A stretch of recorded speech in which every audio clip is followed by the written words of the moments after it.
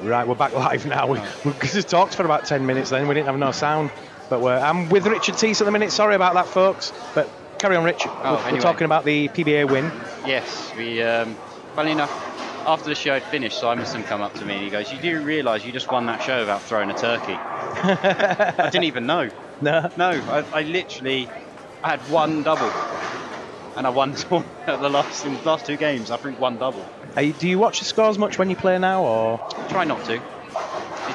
I know it's a Weber thing that none of them really look at the scores. Ramon and I don't know if Daria does, but Verity wasn't and stuff. They don't really look at the scores, and you have to tell them at the end. Oh, it's the end of the game now. It's that whole cliche thing of the one shot at a time. Yeah. It literally, when it comes to... And letting go of bad shots. Literally is one shot at a time. Like, you really got to focus on that shot. And when you look at your scores and you go, "No, I've got like I had the front 5 and I've opened," and you think, "Oh, what if I didn't have that open?" You just got to think, "Oh, leave it." Yeah. You know, it is one shot at a time. How long did it take to sink in then? Do you know what? I still don't think it has. No. I think it will do. Once I've thrown my first game at the TSC and I see the banner, and then once that's sunk, then I think it'll be right. All the fame's gone now. You've got to try and win now. Try and win again now. Yeah, it's got to do it all again now. Like we talked at the beginning before we had any sound. You don't want to be that one player. Many players that have just won the one time. You know, get 2 or 3, and then you look back at your career and go, "Yeah, I won 4 titles and 6 EBTs, and I got a gold or a silver at a particular event." Or what about England then? How's that going to work out in the future? Because, I mean, most people around the world, they look at our England team and they go, "Where's Dom? Where's Stu? Where's Richard?" Yeah, we had that a lot of the World Series. Obviously the Malaysian national team played the World Series. I think every single one of them came up to me and said, "Oh, are we going to see you in Vegas next week?" "No." "Going to see Dom?" "No." "Going to see Stu?" "No."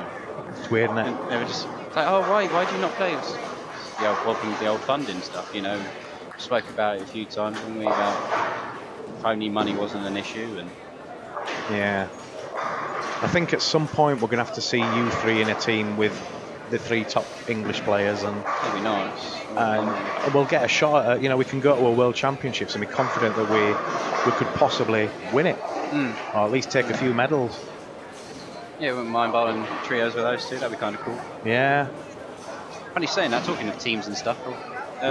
I'm hoping to get into one of the PBA League teams. That'd be pretty cool. Yeah, that'd be kind of cool. Who would you want to game with? Do you know what's really funny? Nobody's asked me that question yet, and I haven't even thought about it. No. Timmy's team would be pretty cool. Yeah, I thought that you'd say that. Timmy's more likely to pick you than anybody. Yeah. But depending on who he's got ahead of him, and. But there's that. I wouldn't mind bowling with. There's 2 other teams I wouldn't mind bowling with. Is Dell's team, the one that Dell leads. I think it's the Motown Muscle. I can't remember which. I think that's the team he manages. If not, it would be Dom's lot, the Hitmen. Yeah. Yeah, like they got. I think it's Smallwood, Dom, and Simonelli as well. Won't he hit Hitman at some point? No, he's a lumberjack. He's with Timmy and that now. Yeah. I've not really followed the PBA League. I can't get my head round it. To be honest, it's hard to follow a team when it changes a lot. And yeah, no, they have the whole like 3 stay in. And then obviously 3 go out, and then they do a redraw. It kind of gives everyone a chance to experience it, I guess. You know, if you get in. It's not really taken off like I think they envisaged it at first, but it's getting there now. It's a slow burner for the PBA to have team play again. They always have a really good turnout for the pro-ams there. Yeah. Yeah, they love bowling in Maine. It's awesome. Have you played at Maine yet? No, but I am. It's not April time, because the Masters is in Syracuse, New York, where they had the US Open last year. Then the week after that, we all go to Maine. So they have that Maine shootout, and then the leagues afterwards. So it's as close as it gets to a Weber Cup, that main event, isn't it? It's pretty much. But I will be there, because I'm going to go and play the Maine shootout, even if I don't get picked for a league team, because I'm kind of in the area. You know, Syracuse to Maine's an hour flight. You know, it's not really that far. Yeah, getting back to the England team then, Brian Michael says England should pick the best players for their national team. It makes no sense if they don't. That's coming from Brian Michael. Correct, yeah, no, yeah. I mean, you can argue it both ways with it. If you playing domestically and you're playing all the tours and you're playing the trials, you deserve your shot playing for England. Yes, of course. And just to roll in 3 pros that don't have to do anything, they get picked no matter what. If you're on the other side, you're thinking, they're just getting it because they've got a PBA title. Yeah, but at the same time, you best 3 at the minute. Yeah, but proven. You say that we had to go through that same process. We had to go through all the England tournaments, and then we ended up playing for the national team. But we just kind of kept progressing. We got the national team, and from the national team we went to EBTs, and then from EBTs we moved to the States, and then from there it's just... There'd actually been one year where you all played together, though, wasn't there? What about Abu Dhabi, I believe. Yeah, 12 or 13 or something like that. I think it was 14. 14 was it? I think. Because yes, that was the last time I bowled for England, was 14. That was that year. Yeah, we need to get you back for all that, though. It'd be intense to see the top 6 bowlers. I'd probably put, personally... Who's your 6? Well, I'd put you 3 in. I'd put Leon in, because I think Leon's underrated.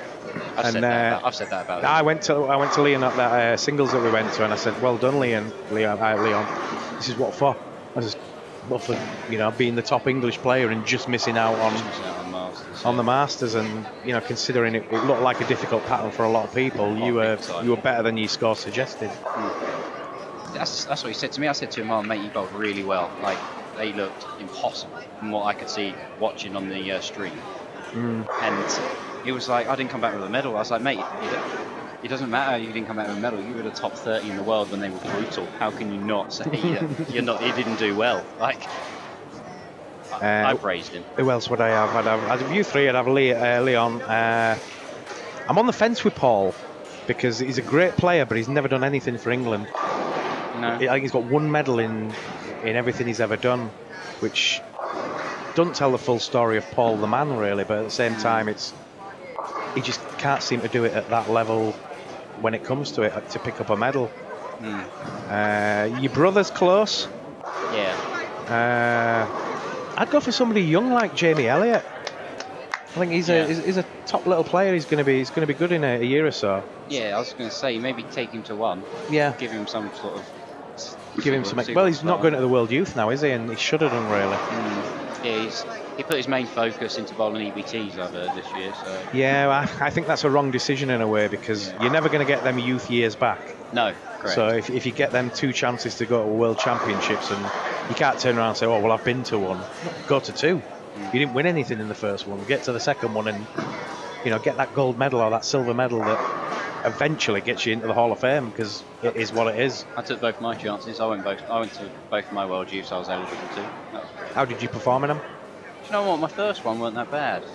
I think I just missed out on the Masters by 30, 40 pins. And at the time I was only 18, and that was the years where they still allowed under 24s. Yeah. And do you know what's just hilarious? Like, I look back at that, and I look at the names on that top 24, and in that all events, they're people I bowl with on tour now. Yeah. It's great. I wouldn't even say boo to a goose to him back then. Yeah. Funny enough, one person that stuck out was I met a guy at the World Series last year called Ray Lucier, and he's now a professional Call of Duty player. Yeah. And he's from Canada, and he bowled the World Series. He almost made the Scorpion Show. He got beat by Belmo. Yeah. For a professional Call of Duty player, I was like, that's amazing. Obviously he bowls and he practices, but he was at that World Youth Championships bowling for Canada, and I was like, I wouldn't even know who the hell you were back then. Now I was like, Jesus Christ. Yeah. But hey, game's changed a lot in those years. I can look back at that video we did of the Yak one, and you didn't have a very strong shot then. You were accurate, but you didn't have the best of hook balls. My backswing's really high. Yeah, and your brother was way better than you at that stage, and you're ahead of him now, I would think. Yeah. Certainly on results and stuff. Yeah, get some comments coming in, and if you've got any questions for PBA's Richard Teese.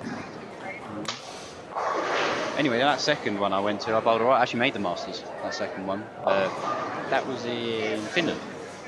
But I lost in my first round. I didn't come back with any medals, unfortunately. But I felt like making the Masters was kind of a little... Yeah, he bowled alright that time. Yeah. Funny enough, Frankie Lavoie was at that one. All right. Yeah, and I didn't even know who he was back then.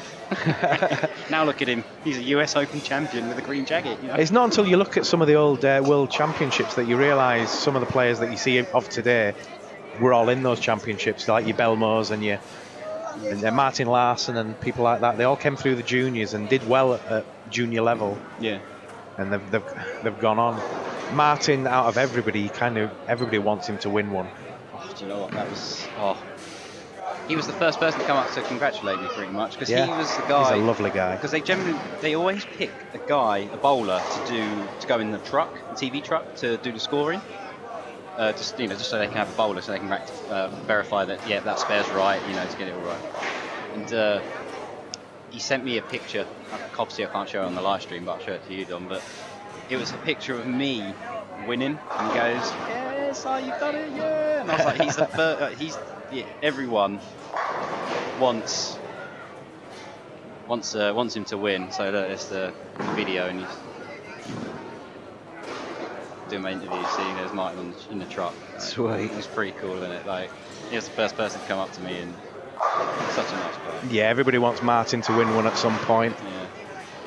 Yeah. Nothing much to say on the chat at the minute. And Brian just saying, Dom, if they're the best, pick 'em.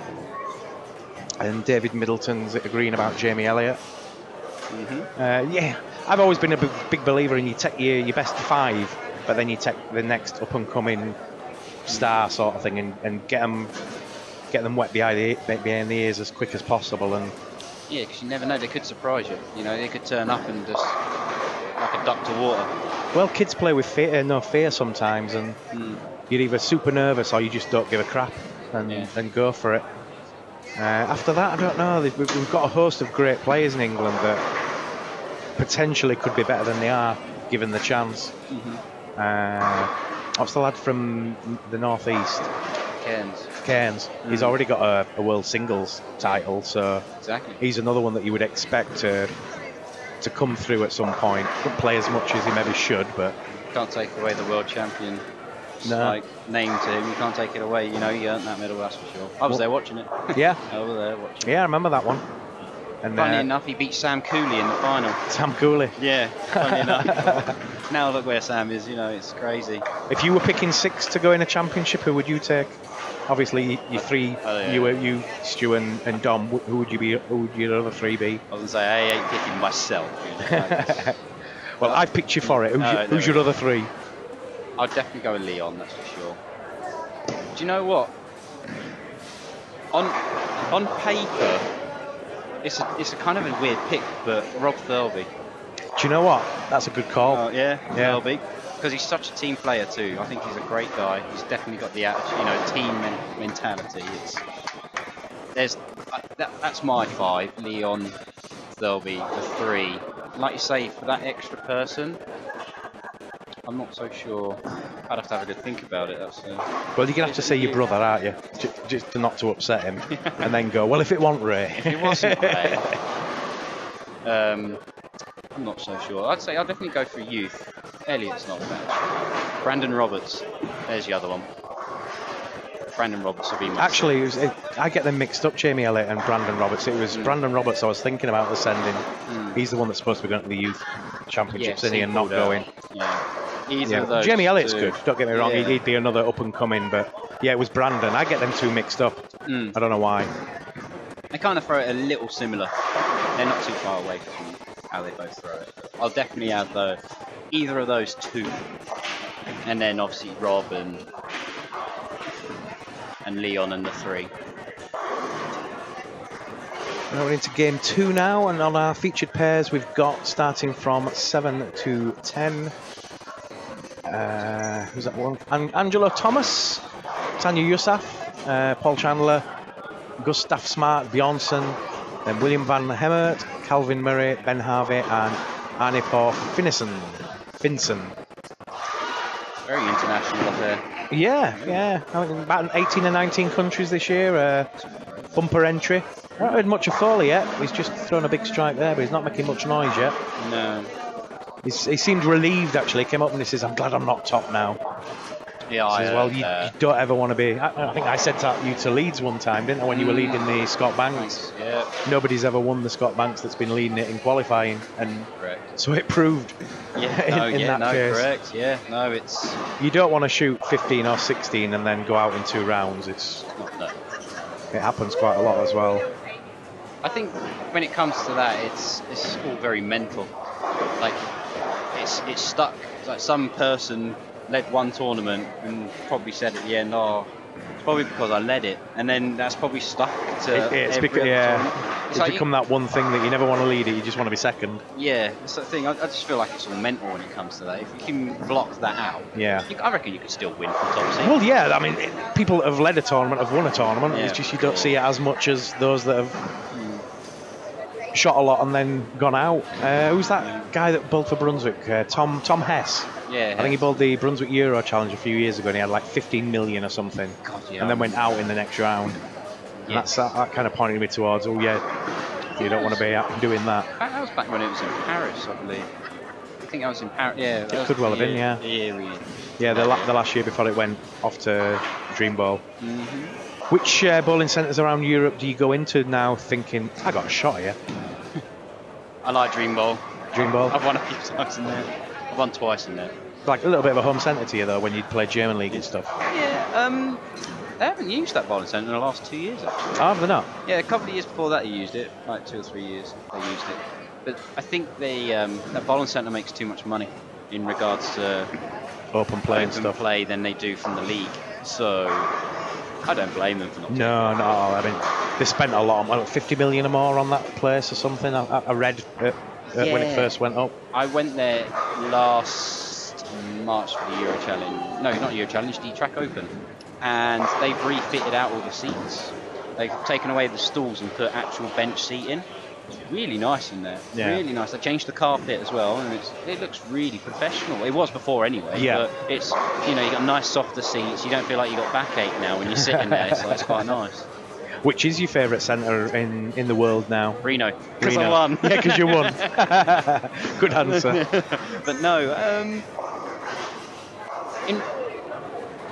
In regards to bowling and tournaments, and I would have to actually say Reno because it is a spectacle to go to and go and play in that bowling centre.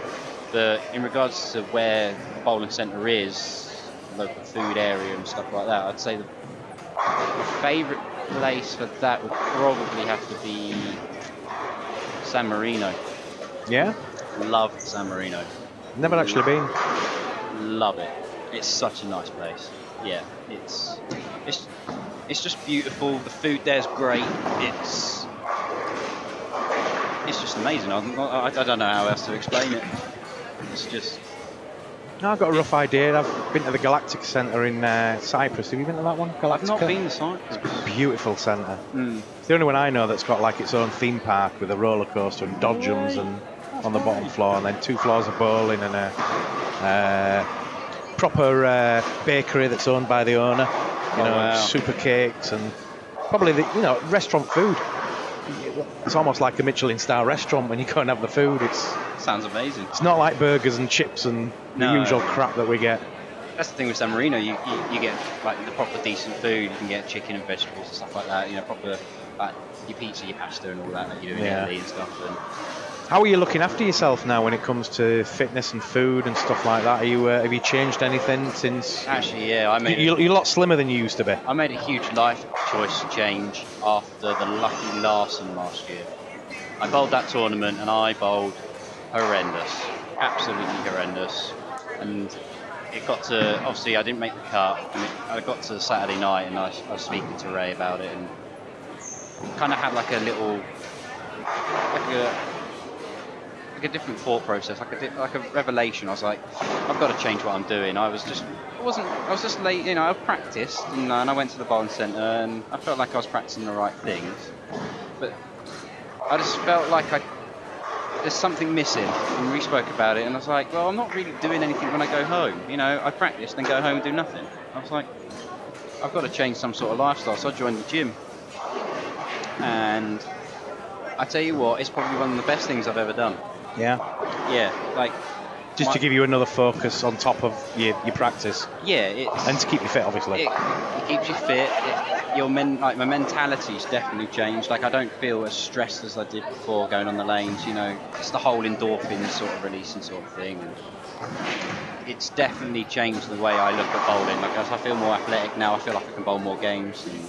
Well, there's always that joke with people that say bowlers are not athletes, and then you look at people like Stu Williams and stuff, and even he says that I'm not an athlete. Look at me.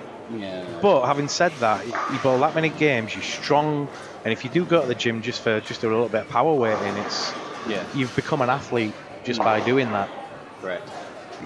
But no, that definitely changed because obviously I've done that. As soon as I left Lucky Larson, I joined the gym, and it was like I think I had 4 or 5 weeks before I went to the US Open.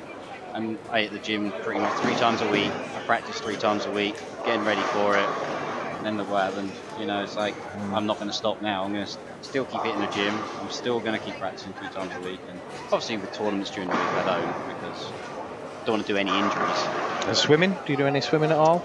No. People say that that's probably one of the best things you can do on top of everything else, just to get all the muscle groups working. Yeah, correct.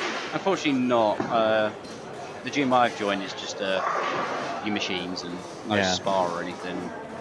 But I do a lot of cardio and stuff like that. And the eating? Yes, I still have my gluten problem. I still have that wheat problem where I can't eat wheat. So that kind of works out really, because stops you eating some stuff that you would eat. Yeah. The not so good stuff. So a biscuit can't have biscuits? Funnily enough, yeah. Is that the truth? Yeah, funnily enough. Oh. So you couldn't have a rich tea? No, funnily enough, no. I'm hoping they bring out a gluten-free version. That'd be quality. A gluten-free one, yeah. Well, if you become famous enough, they might even bring one out because you're famous. Yeah, no, that'd be awesome. If bowling ever becomes any kind of fame, or you get a place in the BBC Sports Personality of the Year or anything like that. I mean, yeah, if a place was given this year, you and somebody else would have gone. Probably you and Verity. Yeah. But you know, I've long saying that it's an embarrassment to us that we don't get anybody there. And who do we have to sleep with to get it, or who do we have to beat up to get it, or who do we have to know? Because there's a lot of sports there covered, and sports that are probably lesser known than us. And they still get 2 spots where they sit down and watch the show, and you know they won't get mentioned during the show, but they're there. Yeah, they're there watching. It's a start, you know. It was really hard to try and explain to Randy and Dave Ramona how I got the biscuit nickname. It was pretty hard. That was funny on the extra frame when they were trying to say that you and your brother were twins. Yeah, I remember that. It's like, yeah, kind of, but not. But no. No, I think you both look like Phineas and Ferb anyway. Yeah, I remember you putting the photo up. Yeah, that's pretty cool. Ray's definitely the little one. Yeah. That talks a lot. Oh, God, yeah. No, he does like to talk. Yeah, he's a good kid, though, your brother. I like him. Oh, Calvin Murray's opened up with front 4. Front 4, yeah. There's not a lot of people with strings as well. There's only really this front 4 and Barry's. Is Barry on a run again? He's fairly quiet at the moment. Yeah. Not heard any. Yeah, none of his usual. No, as usual.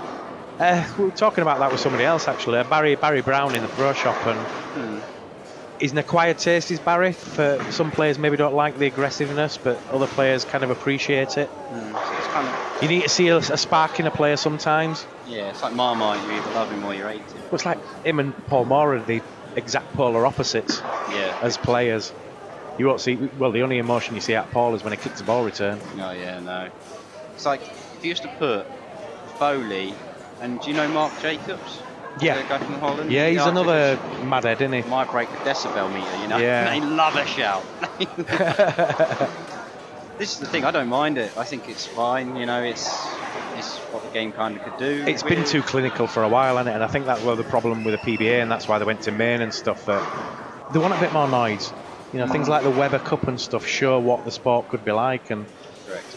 You need a bit of crowd participation, a bit of noise, a bit of excitement, a bit like the darts, and all this super silence, and you can't say a word, and the Pete Weber goes nuts if somebody eats a crisp or that kind of thing. Yeah, get some noise, get a bit of shouting, and definitely get a bit of emotion. There goes Selwyn. Yeah.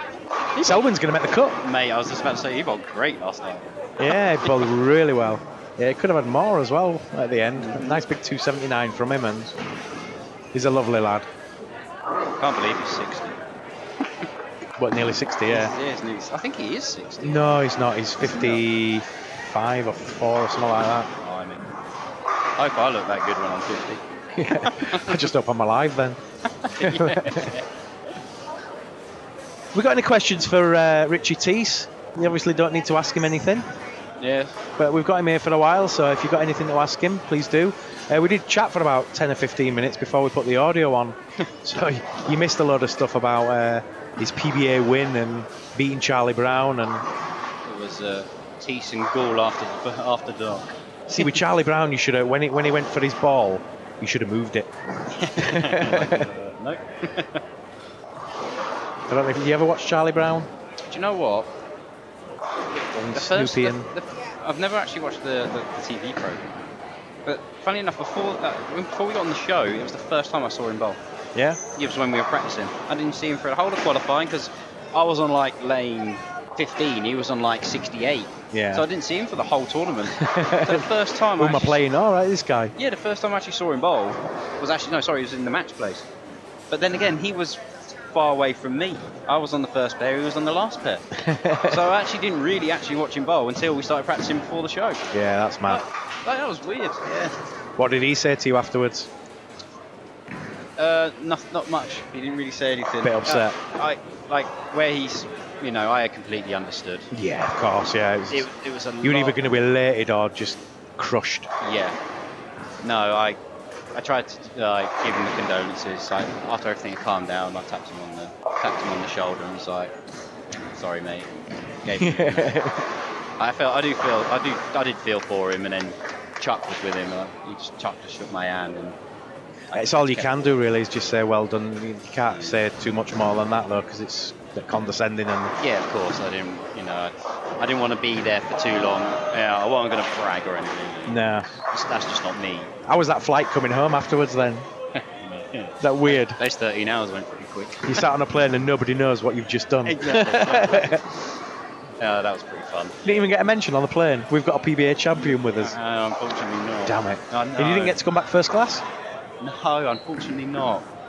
See, I thought about upgrading. That's the first thing I would have done. I got into. Who did you fly with?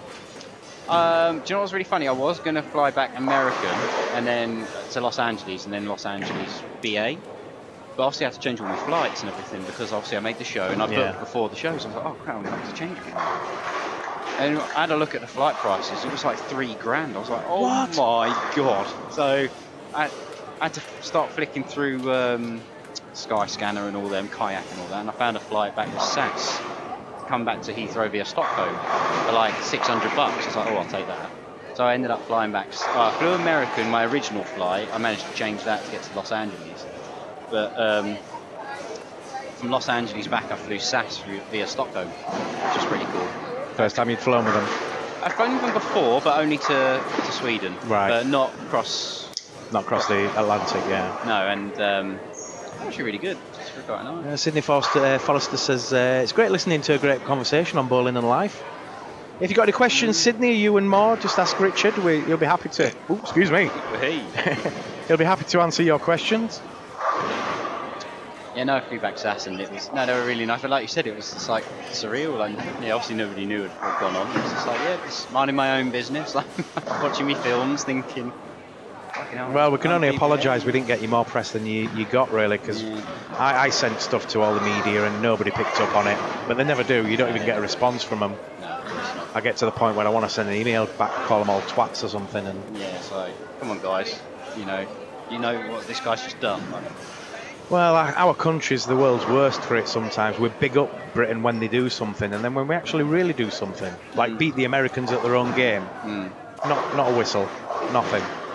They'd rather just, if you've got a dog bowling or you've got a woman hitting a sweep, you're going to get millions of hits. Oh, yeah. You win a PBA title, what does that mean? Yeah, what does that mean? If he did it throwing it through the roof, he might have got something, he might have got something in the media. Through the roof or something. Well, you are famous, but you're famous to all of us. It's going to be difficult to cross over. Dom's not famous yet, so when he is, you might be. Yeah, maybe. Richard, What does it mean to have your parents there to see you take the title? Well, yeah, that was quite emotional. Yeah, if you've watched the show, you can see it was Dad was in bits. It got very emotional. Mum looked like she was just about to bawl, and it was really funny. What did they say to you afterwards then? I know your dad was hugging you and he had his arm around you, and he was saying something to you. Well, at the time, they were still in the process of recording, so I couldn't really say anything to them. They couldn't really say anything to me. It was just a quick hug and well done, you've done amazing, and all that. But when it got to afterwards, it was just silence, really. It was just like we couldn't believe it. It was like, have I really just done that? And it just got to the point where it's like, it didn't really, for them it didn't sink in until they got home either. It was really funny. When I watched it back when I got home, I watched the last shot, and you could, when they do the pan shot of me getting ready, I'm blown into my thumb on that.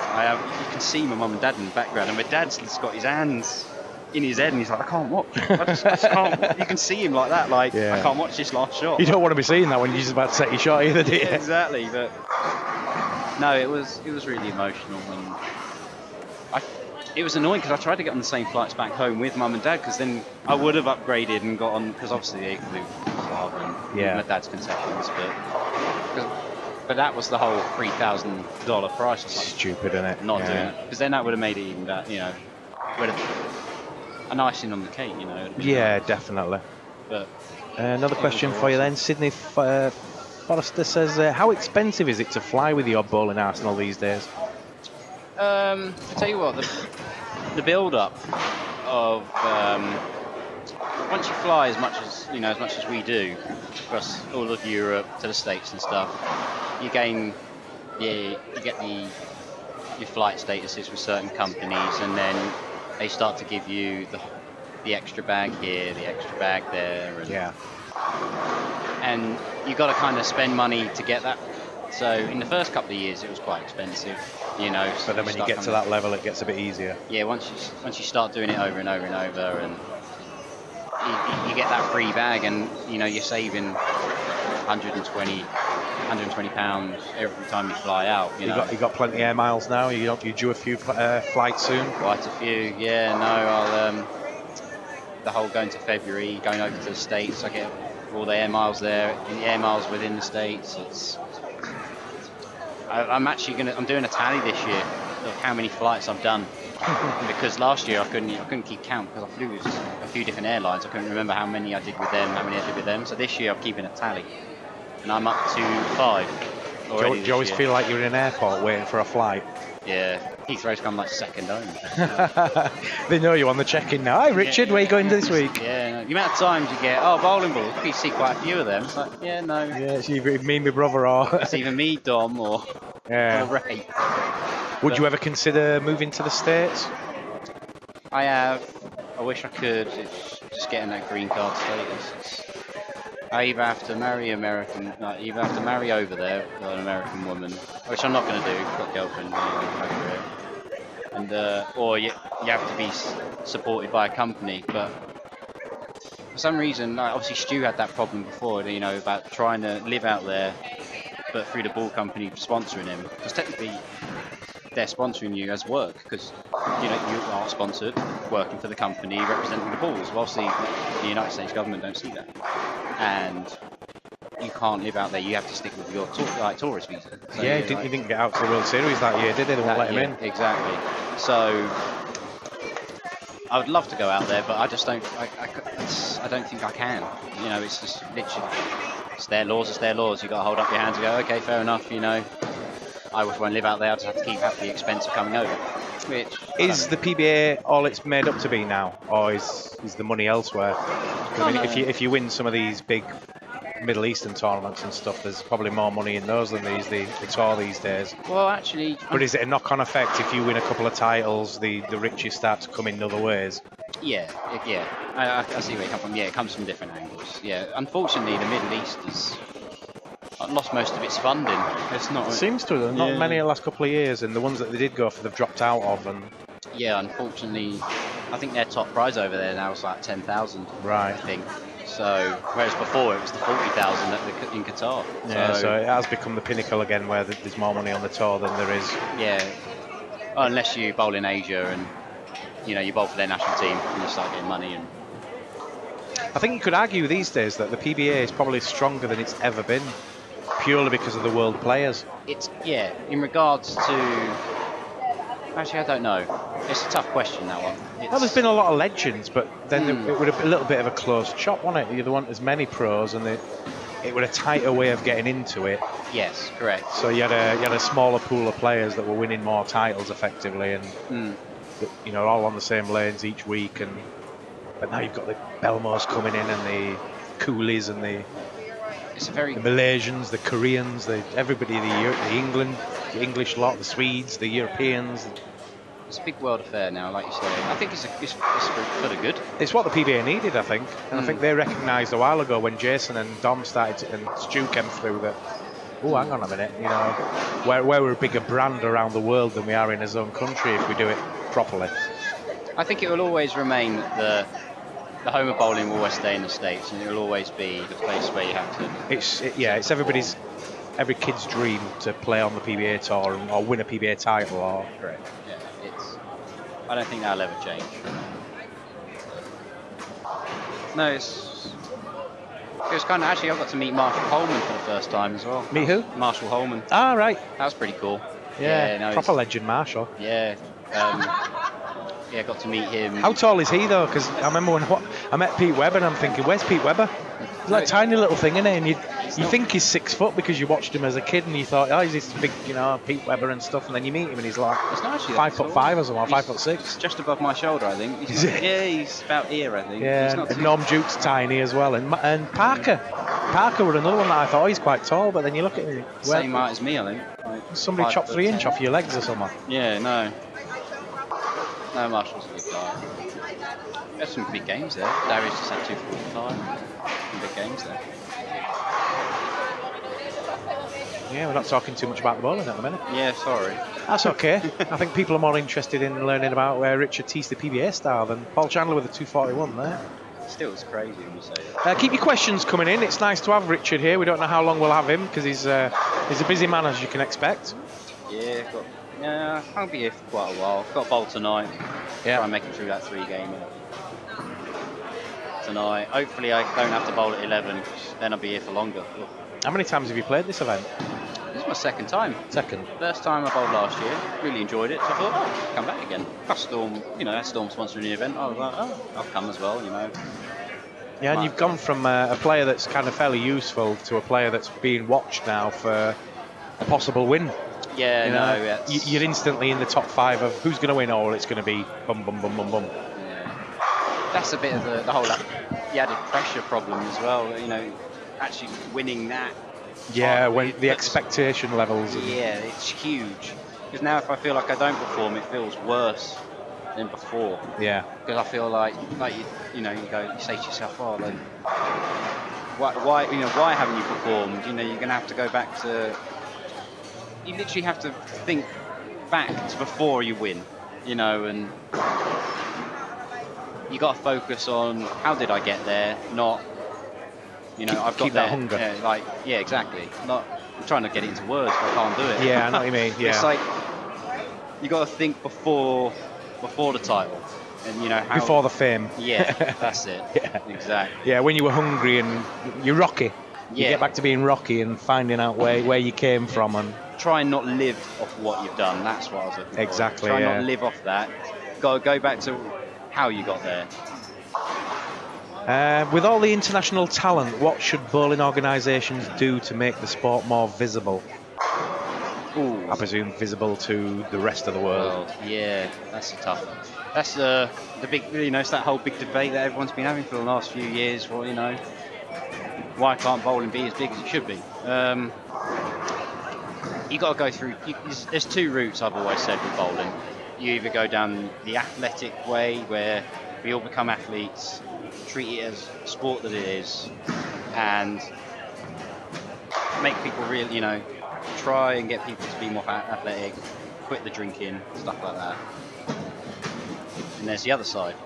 You do let the crowd get rowdy, let them drink, let them bet on it, and be as big as more darts. Yeah. Yeah. So you can either go the tennis, you can go tennis route, or you can go the darts route. You can either be really professional, always wear your best whites at Wimbledon, you know, or you can middle class or lower class. yeah, basically. or you can go darts route and let everyone get rowdy and let the players can't get distracted from it. Yeah. And just let them get rowdy, because both routes have been successful. Sport routes obviously I guess it's got a little bit more money in it than the darts route, because obviously when you win Wimbledon you win millions. When you win the darts you win in hundreds of thousands. But you can go either route. That's how I look at it. Yeah. I don't know what other route you could go. Well, that brings us on to the next point of a Weber Cup place. When we get into that kind of how do you turn a sport into another sport, because I can now bring in Barry Hearn, who did what he did with snooker and darts and boxing to a degree now. He's got bowling under his umbrella of sports. Surprisingly, after all these years, we're still part of it. For a man like him to, throw bowling a bone is a big deal, I think. Yeah. After almost 20 years of it now. What he did with snooker basically is he took all the best players and started paying them, didn't he? Yeah. And that might be what happens in Europe if Barry thinks, hang on, we're about ready for it now. Bowling's got to a level where I could probably do what I did with snooker with it and make Richard Tees a household name and just pick 16 or 24 players from around the world into this big kind of separate tour. And kind of like how they have their... I think that's the only way it's going to happen, is if Barry throws another bone at some point. So leading on to the Weber Cup now, are you confident that you'll get a spot maybe in the next 2 or 3 years? Does it depend on Europe getting beat? I think so. Yeah, I had this discussion with Mum and Dad as well. You don't want to break up a winning team. Well, you can't, can you? I was going to say... the first time they get beat, then you're on the list to maybe get in, I'd like and somebody will get dropped. I'd like to say so, but the 4 guys are... I wouldn't say click, they're just really good friends. You don't want to break that up. Let them keep doing what they're doing. The state sport, what I presume were pretty, some of the best 4 of the guys that we've got, and our guys still beat them. So let them keep throwing their best guys. I think this year's the testing year, and it depends who the Americans send. Because I like to get my hands in dirty in this game sometimes, and I sent Luke Rich's a list of names I thought should get in last year, and luckily they went with the 4 I went with, because I thought I want to see Rash. Rash has been desperate to play that event for years, and as it turned out, he was a good captain. Yeah, he was. And he played all right. Definitely presented himself well. Kyle Troop the year before, I heard Chris Barnes wasn't too happy. What they picked that clown for, or something like that. And he had that air about him that he's a bit of a clown. He's, the big hair, the clothes, and all the rest of it. People in America and other places, they didn't see exactly what Kyle's about. And he's a showman. He's a good bowler with it. And I think he's taken his last 2 years, and he's guaranteed to get a spot this year out of the 4. You just have to look. He made the World Championship show, and that's a hard feat in itself. Yeah. That guy can bowl. I think he needed the Weber Cup to actually do what he's doing now. It gave him the confidence within, I'm playing for America now. And now he's playing for the American team in the trials. And I'm going to see him again at the World Cup now. So that'll be interesting. Actually, I get to... I think the information's been released about it now, but I can release it anyway now. But I get to bowl with Carl soon. Yeah. And there's a team tournament going on here near Basel in Switzerland. It's over on the French border. There's a Storm team event going on. Right. And Storm have got a couple of guys together to play the tournament, and there's going to be me, Kyle, Simonson and Danielle.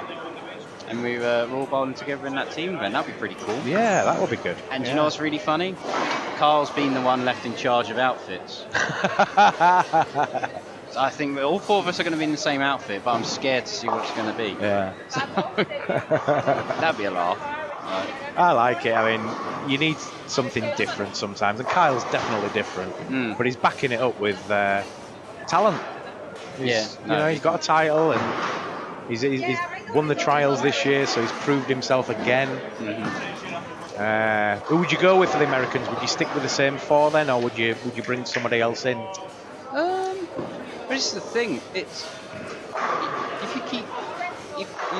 you keep changing, you'll lose that team aspect. You know, I think you've got to get guys together as a team constantly for them to gel.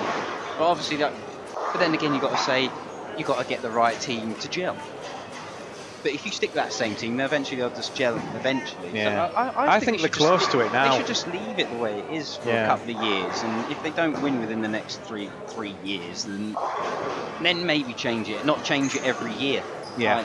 If you went on performances last year, Rash was okay, Kyle was okay. The worst two probably were Marshall and EJ. And EJ, I think, were the worst out of the four. So how do you drop the previous World Bowler of the Year? And who do you bring in? We're going to drop EJ. Who are you going to bring in? Yeah, can't really get better than that. Really. Yeah. I know there's arguments for Chris Barnes to come back. Yeah. Purely because he won the World Championships doubles last year with Tommy. So there's a call by some to bring back the big guns, but I'm kind of the opinion that we've seen all that. That was then, this is now, and at the moment we've got 3.5 young players in the three that we've got with Sean Rash. Do they need a lefty to counter Jesper? Yeah, mate. Well, that's the thing. And if you had one, which one would you pick? Jesper. He's just an animal. No other way of saying it. Yeah, I can't explain it other than he's just an animal. The amount of times you sat there in the squad and you're bowling all right. You feel like, I'm like 200 over for 5, and I'm like, yeah, I'm bowling good. You look down like 5 pairs to your right. Oh, Jesper's on the front 8 again. Jesper's on the front 7 again. And you're like, he's like 350 over for 5. You're like, oh my god. Yeah. How can I beat this guy? Yeah, it's like it's double devil, isn't it? Or two-handed lefty on the right pattern. It's just, you're never going to beat it. That guy's amazing. But yeah, if you were going to put a lefty in for America, who would be the best lefties? Do you go Rhino Page? Do you go Simonelli? You got one of the other ones. Is it Fark? No, he's Canadian, isn't he? Canadian, yeah. You're looking at. Well, Parker's already bowled. But would you bring him back again? That's the thing. He didn't do too well in the 2 years he played, really. No. So you're looking at Rhino or Simonelli. And then getting one of those to gel with the other 3 as well, like you were saying. It's probably right to. I've kind of got a rule that you give them at least 2 to 3 years. Yeah. So that we see the players at least, rotate them, because I think British players want to see as many pros as possible, really. Correct, yeah. I mean, you could go, let's have a Legends team one year and we'll have Walter Ray Williams and Norm Duke and Pete Webber and... The guys that still do bowl. Yeah, and some would argue that the 4 old men could beat the 4 young men, but then could they? They might get their asses kicked in a big way. Could be a mix-up, you never know. Yeah, well... You just never know with bowling, do you? Pete's been over and he wasn't overly impressive, and Parker's been and he wasn't overly impressive, so it's not a case of bring the legends, you'll get a good game. Maybe bring the hungrier players. Yeah. John Chu says it has to go the darts route. If you look how good it is when everybody gets behind the lanes and gets rowdy, it makes it. Hashtag A-gate for president. A-gate for president. Definitely. Yeah, no, definitely the... I like the darts route. I love watching darts. I love it. I think it's amazing. I know it's not you don't get as much money as they do, say, like you said, the sport route way. But I love it. I've always wanted to go. And I haven't been yet. And I think I might try and make it. I might try and make it this year. The end of, the World Championships. You want to come to Weber Cup again this year if you get the chance, and speak to Luke, because they do the darts anyway. He'll get you an invite to meet all the players and stuff. That'd be amazing. If you could sort that out, that'd be amazing. That's something that I'm going to suggest to Luke now, that we try and get a bit of a crossover with their other sports. Because they did a lot of good social media this year. You've probably seen some of it with the left-handed bowling and the house ball bowling and stuff. They generated a lot of media for the rest of the year, so I think it would be nice to see the darts players play the bowlers at darts and bowling. And well, this is the thing. Before the World Championships, didn't they have some celebrities play darts? Didn't they? They had Frank Lampard play on the Yoki. Right. I think it was like a couple of days before they started. Ah, right. And I think Freddie Flintoff played as well. I swear they did. And why don't they do that with bowling? It's time for a pro celebrity. Yeah. Why don't you get darts players, your Phils and your darts players, Gary Anderson and all that. Why don't you get them bowling at the Weber Cup, and why can't we get the bowlers on the Yogi? We can have matches. That'd be kind of cool. Because it'd be terrible, wouldn't it? Yeah. Because they'd be rubbish at bowling and our players would be crap at darts. It'd be amazing to watch, though, wouldn't it? It'd be different, yeah. I'd like watching that. But yeah, I'd love to see a pro celebrity. Who would you want to bowl with if you had a chance of bowling with a celeb? Any celeb? Any celeb. Dead or alive? Oh, well, there's no point playing with a dead man, is there? Yeah, true. Yeah, no. Alive. Who would I do it now? Phil Taylor. I think he's a great. Yeah. He's always been my favourite. Like, I know you can't. Oh, you can say sportsman. But, you know, I'd say sportsman, but no, you don't. 16-time world champion. Yeah, takes some doing, doesn't it? That's just amazing. Yeah. And considering it's, it's not short formats, but you literally is one-on-one the whole time. In bowling, that is really hard. Like one-on-one, you only get to bowl 3 games, also 2 games sometimes. And they do the same thing, but with legs, and he has managed to win it 16 times. Yeah, imagine how much money he's won as well.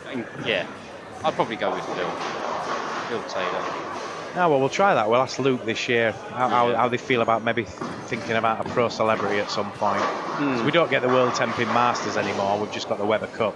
Right. So I think we're due at least one event, and I think about the only one that would cross over, if anything, and make bowling a little bit more accessible would be put some decent celebs in there. And I thought maybe some kind of, when they do the games or where they get celebrities doing sports, the jump and where they learn a new thing. Well, you could do that with bowling. You could learn how to bowl and then play a doubles match with a pro, or just have a one-off pro celeb. Yeah, no. Xander Penny says, I'd bring back either Chris or Wes, or even the younger players like Wesley Lowe, Cameron Doyle. Wesley Lowe, left-hander, two-hander, and a two-hander. And he throws urethane. And he throws, yeah. That is not a bad shout. That is a good shout, actually, Xander. That's surprising for a person from the north to come up with a good idea. Saying that Leeds start soon, isn't it? Poor old dirty Leeds. No, that's a really good shout. Why don't they bring Wes? He's young too. Yeah, it wouldn't be a bad idea, that. Yeah, probably a couple of years' time, maybe. I think we might possibly see the same for maybe one change, I don't know. And then it kind of depends who wins it. I'd like to see that event travel. I want to see it go to the States, and I want to see it come to the UK. And take it to Maine, where they have all the crowds. Yeah, I think Maine's probably the place to take it. They did meet with the PBA, I think, did Matchroom, and they couldn't work a deal out somehow. But I think they need to revisit that. But I get really annoyed with the PBA and the Americans in general, because they don't attach themselves to the Weber Cup like they should. It's America against Europe. It's the Ryder Cup. It's what it's been billed to be all these years, and because it's not a PBA event, they don't seem that interested in it. It might get, like a small little couple of lines at the bottom of the spare shots at the end of the event. There's no big deal made with it. That's the thing. The PBA have their they've got that PBA main event that they have, where they have like the best. I think it was top 8 last year. Where they bowled in. I think it was in Florida. Yeah. Where they had the top 8 all bowled just there for a title. So why don't they incorporate that into some sort of weather thing, like you said? Yeah, the top 4 make it to the Weber Cup or something like that. Yeah, along those lines, but. Usually the Americans want to beat everybody, and they'll go nuts anytime their team's against somebody. So why not the Weber Cup? Why are they not connecting with it like they should? Is it because it's a UK-made event and it's not theirs, or? Yeah, like you say with the Ryder Cup, they go to America, then they go to the UK or wherever in Europe, and then they go to America, Europe. Yeah. Quite surprised they couldn't do that with the Weber Cup. It possibly could in the future. I mean, the Matchroom have just signed another 7-year deal, and bowling's still part of it, so that's good. It looks like we're going to get the Weber Cup for at least another 6 or 7 years, providing it still ticks over with the viewing numbers. Brilliant. Another question about Weber Cup. Cass ain't getting any younger with his commentary. Yeah. Who out there knows enough about the game to become a commentator? Good question. Very good question. I mean, he's asked me a couple of times, would you go on? Not a chance. Can you imagine me on TV You know what? I'll be too worried as well about swearing and stuff. This is all right. I mean, this is natural. It's nobody gives a crap. You know, you can say crap and get away with it. Yeah. But then you're on live Sky TV, and then you've got to know everything about everything, and you've got to be able to say, oh yeah, he's just left a 2-8-10 sleeper, and this is about what ball he's throwing, a 6-to-1 chance of getting it. And there's some argument with Cass that people think he dumbs it down a little bit. He's not as technical as he could be because everybody wants a little bit more information that he doesn't give them. But then at the same time, the majority of the watchers of the Weber Cup are not necessarily bowlers. They're people that just come into it and go out of it. And you've got to please both sides. You've got to dumb it down a little bit so people can understand it. Hence the world singles kind of scoring. Oh, they're actually using that now at the World Youth Championships. Are they going to use it at the World Youth? Yeah, they are. The new scoring system. I was badgering Cubic or AMF. I said, you need this on your Best X system. People are going to want to play it. Just see what they hate it, but they're going to want to play it. And see what it's like, yeah. But this is the thing, like, I was speaking to the girlfriend because she's going, and I was saying to her, have you thought about the scoring change? Like, you're going to have to really change your game, like, not your game, but your game plan. Front seven, I think. Who? Ramon front seven. Right, we'll nip down in a minute. But you've got to think, when it comes to the world scoring, I would go with I'd try and make every split, because you're only going to lose like 1 or 2 pins in count. If you leave a split now, say Rob Barry for example, right in front of us, he's gone front 3, 8 spare, next 3. If he goes 7-1 because he's split, he's going to lose a good 11, 12 pins in count. If he goes 7-1 in the World Bowling Tour system, he's going to lose 2 pins. If you leave a split, I'd go for it. Yeah. Because you're not going to lose much pins. Because if you make the spare, you gain 10.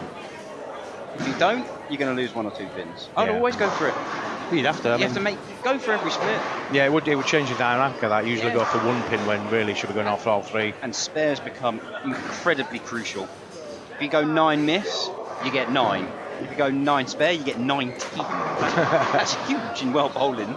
Have you played the world scoring yet? Have you had a chance to play it? No, not yet. No, not yet. I'd like to have a go, see what it's like. Yeah. I think when we start seeing it in some of the scoring systems, you'll get people playing it, and all that hoo-ha about, oh no, they can't change the scoring. Yeah, it was set for a particular reason, and that's just the Olympics. It's just to make it quick and accessible to, the qualifying within an Olympic event, and then it'll probably go back to normal scoring at the very end. That's that whole going that sport route, trying to get it, change the scoring system, try and get it to appealing to the outside world. But just catch up on people are saying. Rita Wood said Pro Celebrity Leeds AMF 1989. It wasn't 89. Oh yeah, 89 with Steve. No, 1981. Rita, Steve Davis. He played in 81. I think I've seen old videos. Yeah, there were him. Pauline Smith played it at the time. Pauline Buck. And then they had a couple of pros over from the States, not massive names that I'd heard of. Or Steve Nagy was one of them, or? Yeah, they have an award after him now. Nagy, Steve Nagy. Is in the US, is there a resentment towards two-handed bowlers, or is that sentiment and shared internationally? I'm going to clear this question up in one answer. Yes. In one word, sorry. Are they coming round to it a little bit now, aren't they? Yeah, now they've got their own two-handers. Yeah, there are quite a few comments, they're going to overtake bowling, blah blah blah, and it's the same scenario with the reactives coming out. It's a change to the game. Get used to it. People fear change, don't they? Basically, cool. Stick to what you know and the good old days and all the rest of it. And it's like I said with the whole Jesper being 5 pairs down, shooting the front 7 every game. Find a way yourself to shoot the front 7 every game, then you'll keep up with it. Yeah. There's no change about it. Just go out there and try and find a way to score as much as he does. Just find a different way to do it. But no, there is a resentment behind it, and I spoke when I was at the World Series and I was with Amleto for the 40 games. Love Amleto. And he goes to me, God, there's so many two-handers now. And he goes, back when I started, there was one, maybe two. And he goes, we looked around between us while we was practicing before one of the blocks, and go, well, I'm little, I can count 13 just within our vicinity. With the two-handed, there was 13. Yeah. And if you think the whole field, I think there was 30, 35 two-handers out there. And he goes, blimey, back in my day, there was only one or two. Yeah, it's catching on. And it's not a new thing in a way, because we palmed it when we were kids. We didn't support it with the other arm, but we were two-fingered bowling and holding it, cupping it on your wrist like that. Like Mike Edwards. Yeah, Mike Edwards was one of the first to do it. Mike Miller did it. Mike Miller. There was also did Marshall Holman. He used to palm it. Marshall Holman. I don't know. He had that really long slide and run up. And yeah. I'm not sure if he put his thumb in it. I can't remember. Yeah, you don't recognise him without the tash now. No. We should rotate the Weber Cup so USA host it, and we say that as well. Xander, take it to the States and back again. Matty Clayton says, I'm class at commentating, ain't that right, Tees? Yeah, he loves it. He loves a good commentator. Adam Michaels, I think, might be the next one. Yeah, he's not too bad, yeah. I'm going to give him some practice on. He's been on the streams with me and stuff. I says, well, you've got to watch a bowling event and dub over it, overdub it, and then send that as a show reel to Matchroom, and and then they can commentate and say, get a chance. Might get in, yeah. You'll stick him in one year for a squad and see how it goes. And but I think we probably need a younger, more technically minded person in there, not just the players, an outsider that's watching it from. Well, why doesn't Timmy do it? Because Timmy's been in there before, right? I don't know. I think it's too much of American, if you know what I mean. Okay. Because within a British show, you get them in for a little bit and out again, and you mix it up. But the commentary team it's English. Right. Otherwise, they would have somebody like an American come over, and it'd be two-way. Yeah. But I suppose that depends on if the Americans buy it as a show. Yeah. If they were to buy it, then it would make sense to have some American commentary on there with the English. That kind of cool. Can you imagine you can have them both at the same time and it'd be like proper rivalry in the box? But I think we should have fan commentary. Yeah, not too. Yeah, go down into the crowd. Have a red button commentary where it's alternative commentary, and it can be as X-rated or as whatever whatever they allow. But when they did them fans with the Liverpool against the Man U and stuff like that, it was funny. It was good stuff. It was alternative. Barry Foley with a 266 or 265 because he's left a big split there. Be interesting if he makes the 8-10. You got any more questions for Richie Teese? Get them in. Oh, he didn't go for the spare.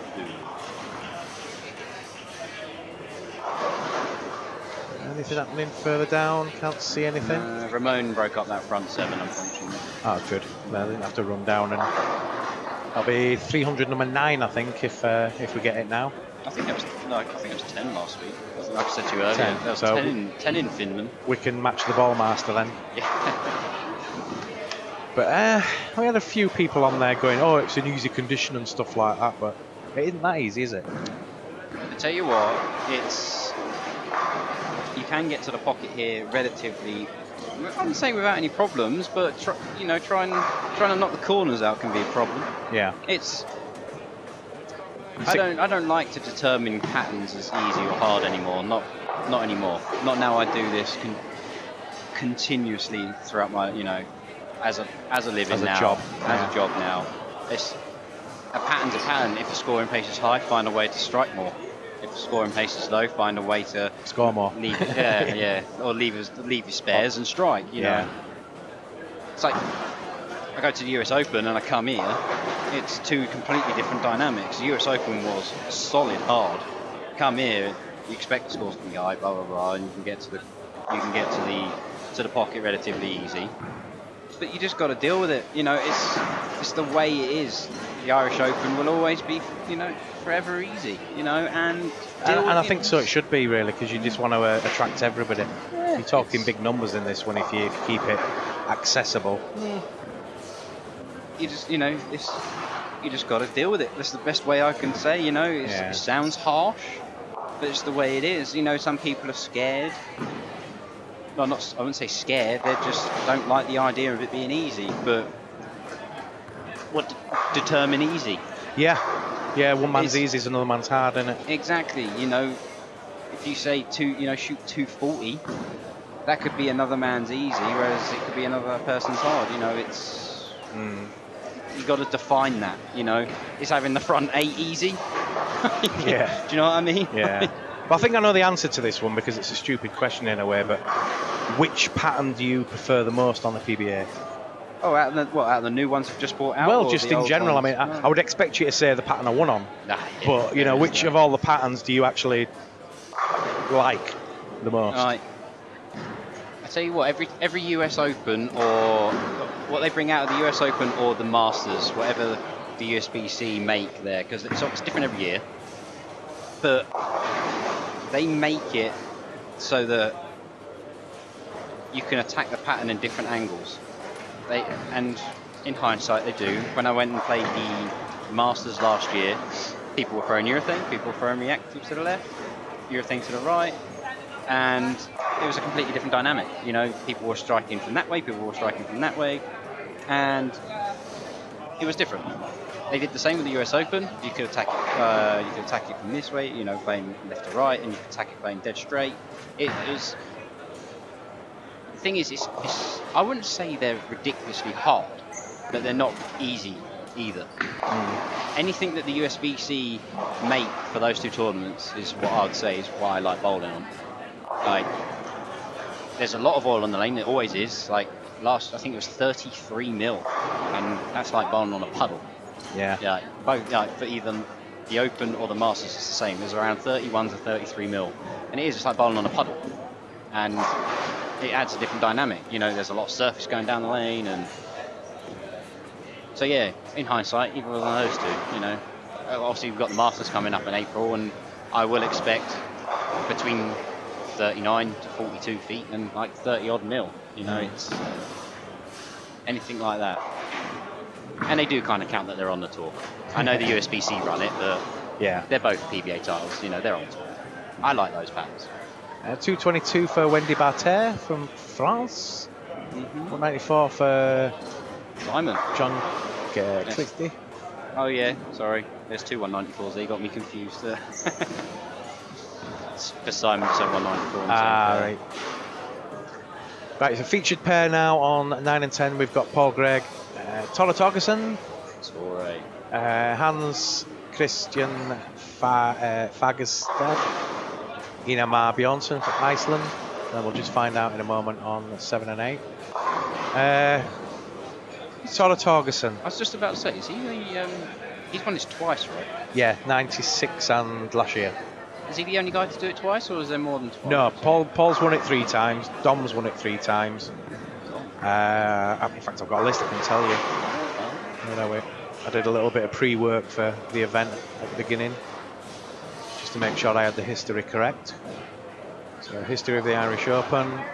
You can find this on Talk Temping, by the way, talktemping.net. It's gone back to its original green. I remember when it were green when it first came out. Yeah, I just thought I'd celebrate the Irish Open with a bit of green. Yeah, green right at the beginning when it Talk Temping. It was a dark green as well. Yeah, that's right, yeah. I haven't got a screenshot of that anymore. I wish I'd kept one. Yeah, you know how they kind of like show Facebook when it first came out? Like, yeah. Do the same thing for Talk Temping. Yeah, and you're more like mad when they change it, and then you think, oh, yeah, actually, I've got used to this now. Yeah, exactly. So let me have a look. Players to have won it a couple of times. I'd say Paul's won it, isn't he? Well, I've got the list down here rather than. Oh, there you go. So, Tore won it in 96 and then 2007. Thomas Lee Anderson won it in 97 and 99. I think it was Jeff Buck won it. Oh no, Chris Buck won it once. Jeff Buck won it once. And then we're down to.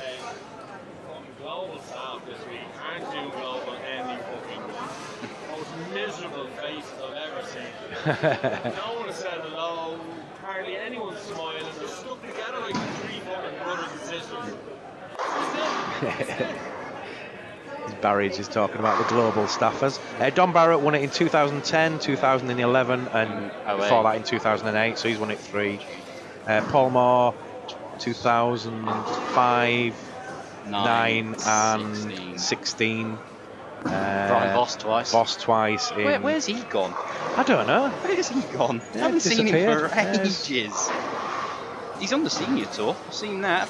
I've seen him bowling a few PBA 50s. I haven't seen him since. You know, he always used to play the German events. Yeah. He's maybe having a couple of years off, or maybe he's going bald. Yeah. And he's too embarrassed to shoot. Yeah. Doesn't want to make an appearance. Yeah, now he don't look like David Hasselhoff. God. Who else has won it a couple of times? Then you get into the women. That Kirsten won it 2003, 2004. Karina Dykes won it 2009, 2007.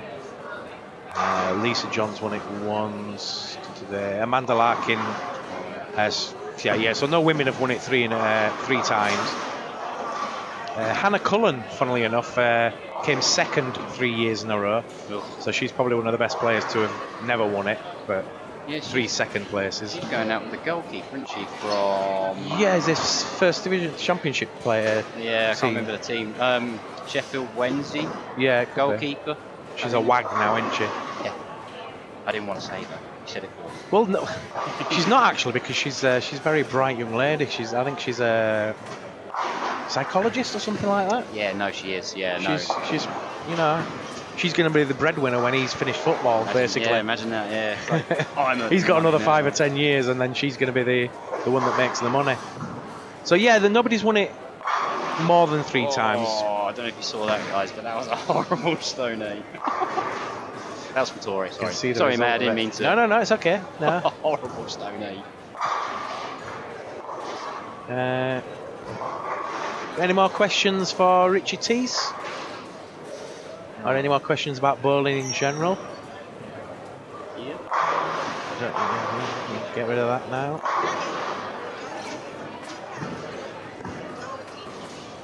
So Tora Torgerson, fine figure of a man for his age, isn't he? He is. Very nice. Was he about 50 something or 50? Nearly 50? I heard earlier, yesterday. I think he's turning 50 soon. Turning 50 soon, yeah. He doesn't look it at all. No. That's the sort of shape you want to be when you get to that age and still be bowling that kind of level. And yeah. That's why I think going to the gym's going to help. Yeah. Like for myself. I want to be still physically fit. I can imagine Torre, as a Scandinavian, probably does work out. Possibly. You don't see a lot of fat Scandinavians though, do you? No, not many. To be fair. No. They're all in good shape. Eat well. So what else are you gonna do in the dark? Yeah. I don't know. I could find a few things to do in the dark. I knew he was gonna say that. Not least look at the stars. What's Sloane Ranger doing? He's Barney Rubble at the minute. I'm not sure what he's done. This game 4? I think so. He's having a quiet tournament actually. He is. He's probably going to be quite dangerous in the later rounds. Well, he's got to get there. True. He's not in yet, is he? No, he's not. Hopefully he will. He's got a bit of a kidney problem at the moment, he was saying. Yeah. He ended up in hospital after the Ballmaster, didn't he? The day before the Ballmaster. The day before. And he bowled it and then did well. He made the cut, yeah. Yeah. Last squad. And he's shot turkey now. Long sleeves. I don't think I've ever seen him bowl in long sleeves. He did last week as well. Yeah, Sporting the new global jackets, I guess. Right. Doing his job. Well, that's what you got to do now. Brand job. Brand ambassador. It's a good word for it. Brand ambassador. So what's it like being a brander with Storm then? You enjoy it? Love it. Yeah, no. Like I said earlier, they're very nice to me. They've helped me out all along my way to what I've done currently. So I hope it may continue. Yeah. And, well, the more you do for them, the more they'll do for you. Is the way it looks like for me. They say they're the bowler's company, and it certainly looks that way. Yeah. No. You know, a lot of the workers there are actually pretty decent bowlers. I'm looking to go to the factory actually this year. You still not been? No, I'm going to try and make my way there this year. I really want to. Yeah, you've got to do a video, haven't you? I'd like to. You've got, for a new ball. Now then you've made it. You know, you might win your PBA title. No, I've done a Storm video. Exactly. I've been to that warehouse and I've gone and bowled on those lanes. You need to get a biscuit in there or something. It needs to be a comedy one. Yeah. Get some. Have you got any ideas out there for a bowling video for a new Storm ball using Richard Tees? Come up with a decent idea and send it to Storm. You can have and try and get biscuits in it somehow. throw the ball down the lane, try and dodge biscuits. That'd be good. We need to get you a sponsor with McVitie's, don't we, really? Can you imagine that?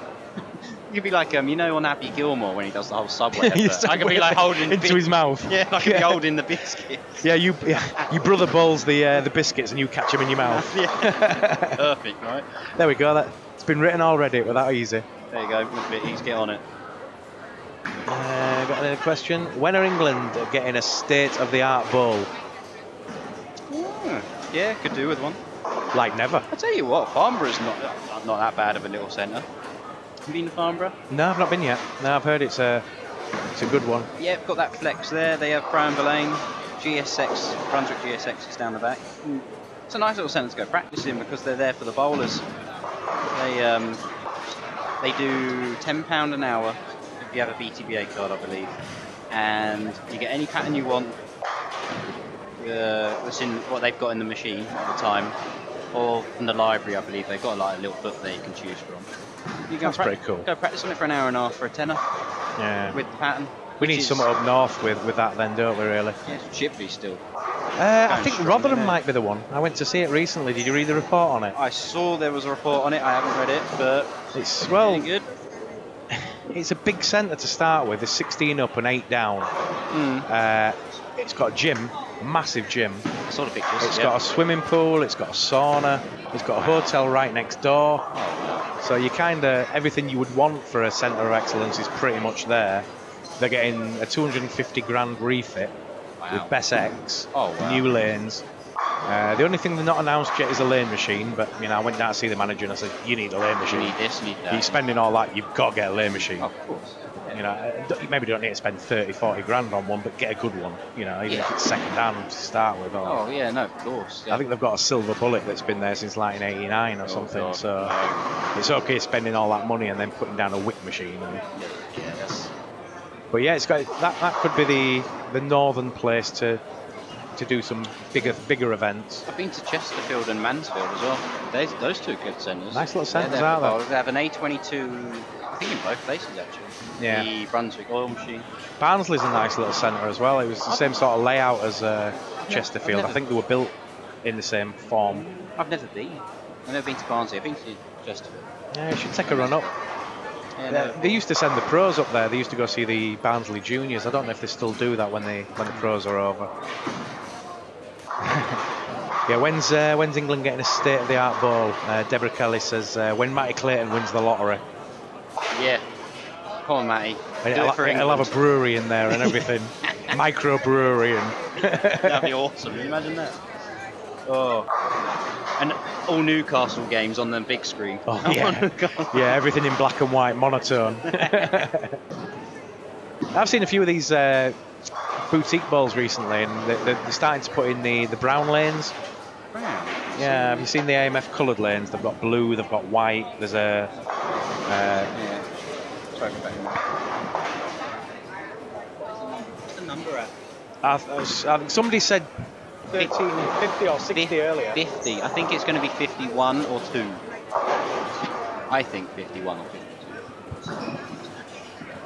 People keep asking me, and I ain't got a clue. Yeah, no. It keeps changing. I could go and have a quick run because it's on the board behind us and go and have a look. I think it would about you were out of 52 round about. You know what? I will run 2 seconds. Yeah, go have a look. I'm going to have a quick look.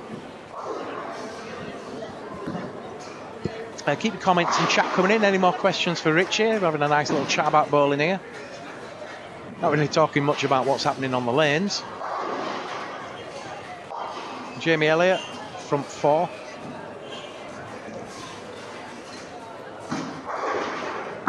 I'm not sure who that is down there, but another one on front 5. Well, currently it's at 133 over, but if 5 or 6 people go in these next 2 squads, it will get to 48.51. 48.51. So I don't think I'm going to be too far away with my guess of 48.51. Yeah, I thought around about 50. 150 over. Who's that on the front 5 down there? Ramona.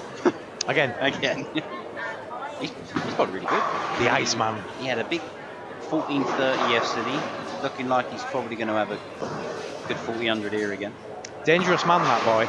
Very quiet, Yeah, silent assassin. Goes about his business. Yeah. But he's had a troubled existence a few years ago, didn't he? He had major operation, brain surgery and stuff. Surgery, yeah, he had epileptic fits. Yeah, bad epilepsy.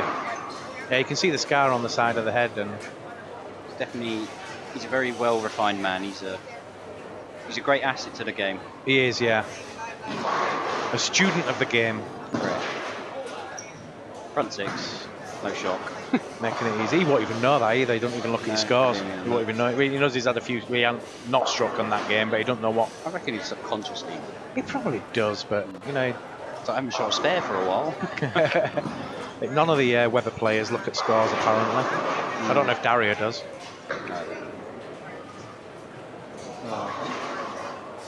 I don't think anybody looks at Daria's scores usually. They're always looking at her. No comment. Well, yeah, not allowed. But then again, neither am I. Einar Bjornsson from Iceland won the block last night. He's on a 277 pace. Came 60 odd in the World Cup this year. I thought he came higher. But yeah, he came about 60th. Yeah.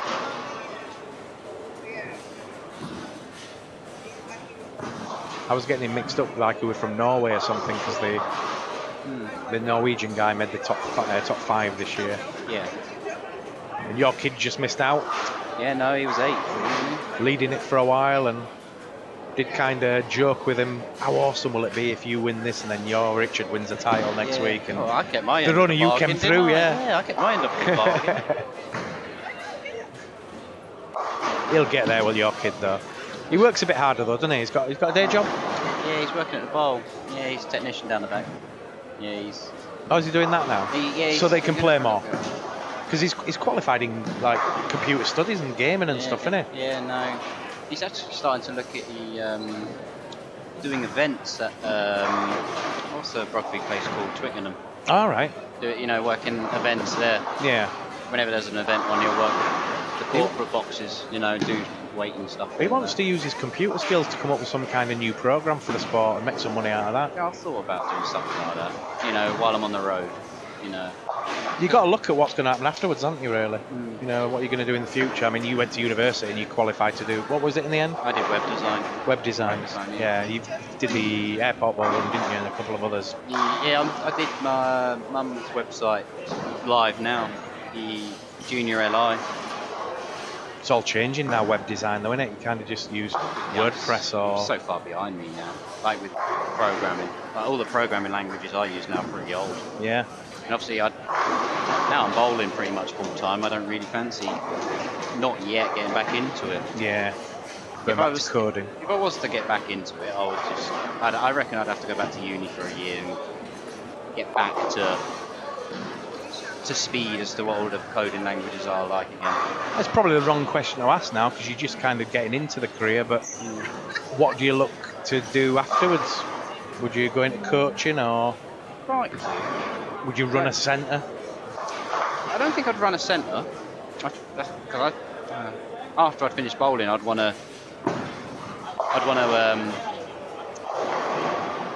Oh, sorry, I've just lost trail of thought. I want it to be a bit more relaxed. Because as relaxed as we look when we're bowling, it's a stressful lifestyle. Oh, I can imagine, yeah. Looking for the next payday. I don't get paid this week if you don't do well, type thing. And I just feel like running a centre would probably be a little stressful. So I'd probably look at I don't know. Coaching doesn't seem like a bad idea. You're gonna have to catch your brother up with that though, because he's USBC silver now, I think. Yeah, silver. Is he going for gold? No. No. Yeah, it's a bit too expensive. It's a lot of time and effort. I think you have to spend a whole year doing something. Yeah. Yes. Getting the time in and everything. I think the international coaching seems to be the one where you can make a little bit of money. When you can go out to either the Middle East or the Asia and be a coach of a national team for a while. Yeah. Say like Hong Kong or Malaysia or somewhere like that. Yeah. You can make a decent bit of money from being a coach. I wouldn't even mind helping out, say, with a ball company, say with Storm. If it comes to it, and I'd actually be dead employed within the company. Say I go over there and work in the offices. I'd love to go and help out. And you know, once I've, you know, say hopefully 20, 30 years time, and you know, hopefully fingers crossed and all that, a few titles again. When you're a 16-time PBA champion, that'd be lovely. You can write your own checks. I would love to go and help out. You know, go and help ball companies out. Yeah. Try and stay in the game, but well, come future, they're going to need reps because the reps they've got at the minute, they're all getting older. You know, so you, Stu, Dom, people like them are going to be the next players through. I ain't wrong. You ain't wrong, Richie. With what, Jimmy? With what? We've said so much lately. You ain't wrong. Yeah, I hope not. Put it that way. You're not a wrong one. Right, what we got now? We've got Paul Gregg. He's playing a little bit better now. He's beginning to get the hang of the two-handed thing. It's 5 in a row there after a bad start. Quite a few strikes ringing about these two pairs here. Yeah, it's getting there. Ramone's on the front 7 again. Keep his eye on Ramon because that could be 300 number 9, I believe. Brooke. Oh, poor. Running a centre, stressful. Yeah, you ain't wrong. Yeah, no, I can imagine. Yeah. Yeah, you know the worst thing about bowling? Bowlers. Yeah. The moany bowlers. Can you imagine? You know, you've got your centre, it's all lovely, and then you've got that little git that comes in and doesn't like the lanes, and he's rubbish anyway, and he's trying to tell you that the lanes are rubbish, and you're like, I'm a 6-time PBA champion, mate. You can't tell me anything about them lanes. Yeah, Ray's always commenting about when he's come home after dressing the lanes at league, and it's just like, oh, I've had him moaning at me again. I'm like, great. You know how I used to deal with that when people said, oh, the lane, I can't get my ball to hook or anything like that. I used to pull out anything and go show them how to do it. Yeah, being a tech. Ball. That's how you strike.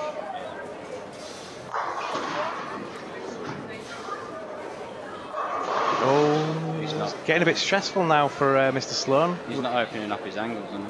Nah. That'll be a big loss for him if he don't make the cut. Because he makes the cut for fun usually. Ramon, just missed the front 9. Had a messenger just miss. Damn it. Just in front of it. Saves me having to go down there. Damn. I'm enjoying this more. No, I can say I love a chin wag. I'll be honest, Richie, I don't like doing the commentary anymore. I've got to the stage where it's too much for me. Or too many squads, if you know what I mean. So it's nice when somebody comes in and you can bounce off them for a while and forget what's going on down there, really, and just talk about bowling. And give Chris a quick hand, really. Yeah, help him out. Looking a little bit lost at the minute is Mr. Sloan.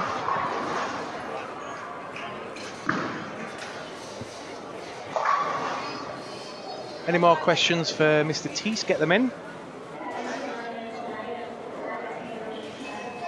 The way he's bowling at the moment, it might be unlucky if we get him in again.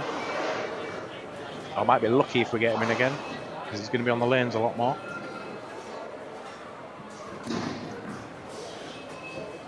Come on then, give us an insight then. What did you tell him? He's just trying to keep the break point too close to the head pin. He needs to try and open up his angles out further away from the head pin, because there is a lot of friction out there. You know, it's Walden Street, you know, like we said, it's a bit easier. There you go. There you go. That looks a bit better. Hopefully he can... he's trying to throw the pocket, basically. He's trying to work with that. Yeah, he was trying to control it too close to the head pin. Like, when we go on tour and to other places around the world where there's quite a bunch of oil, you know, you try to keep your angles as close as possible.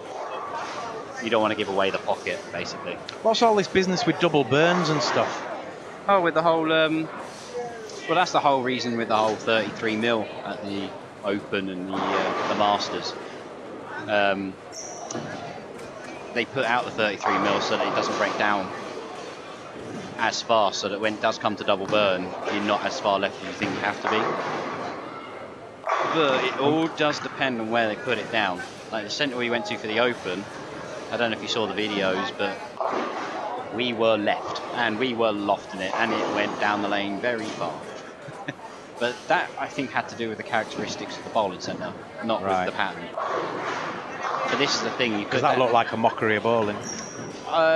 It was shot put bowling, basically. Kind of, yeah. It's kind of an acquired skill.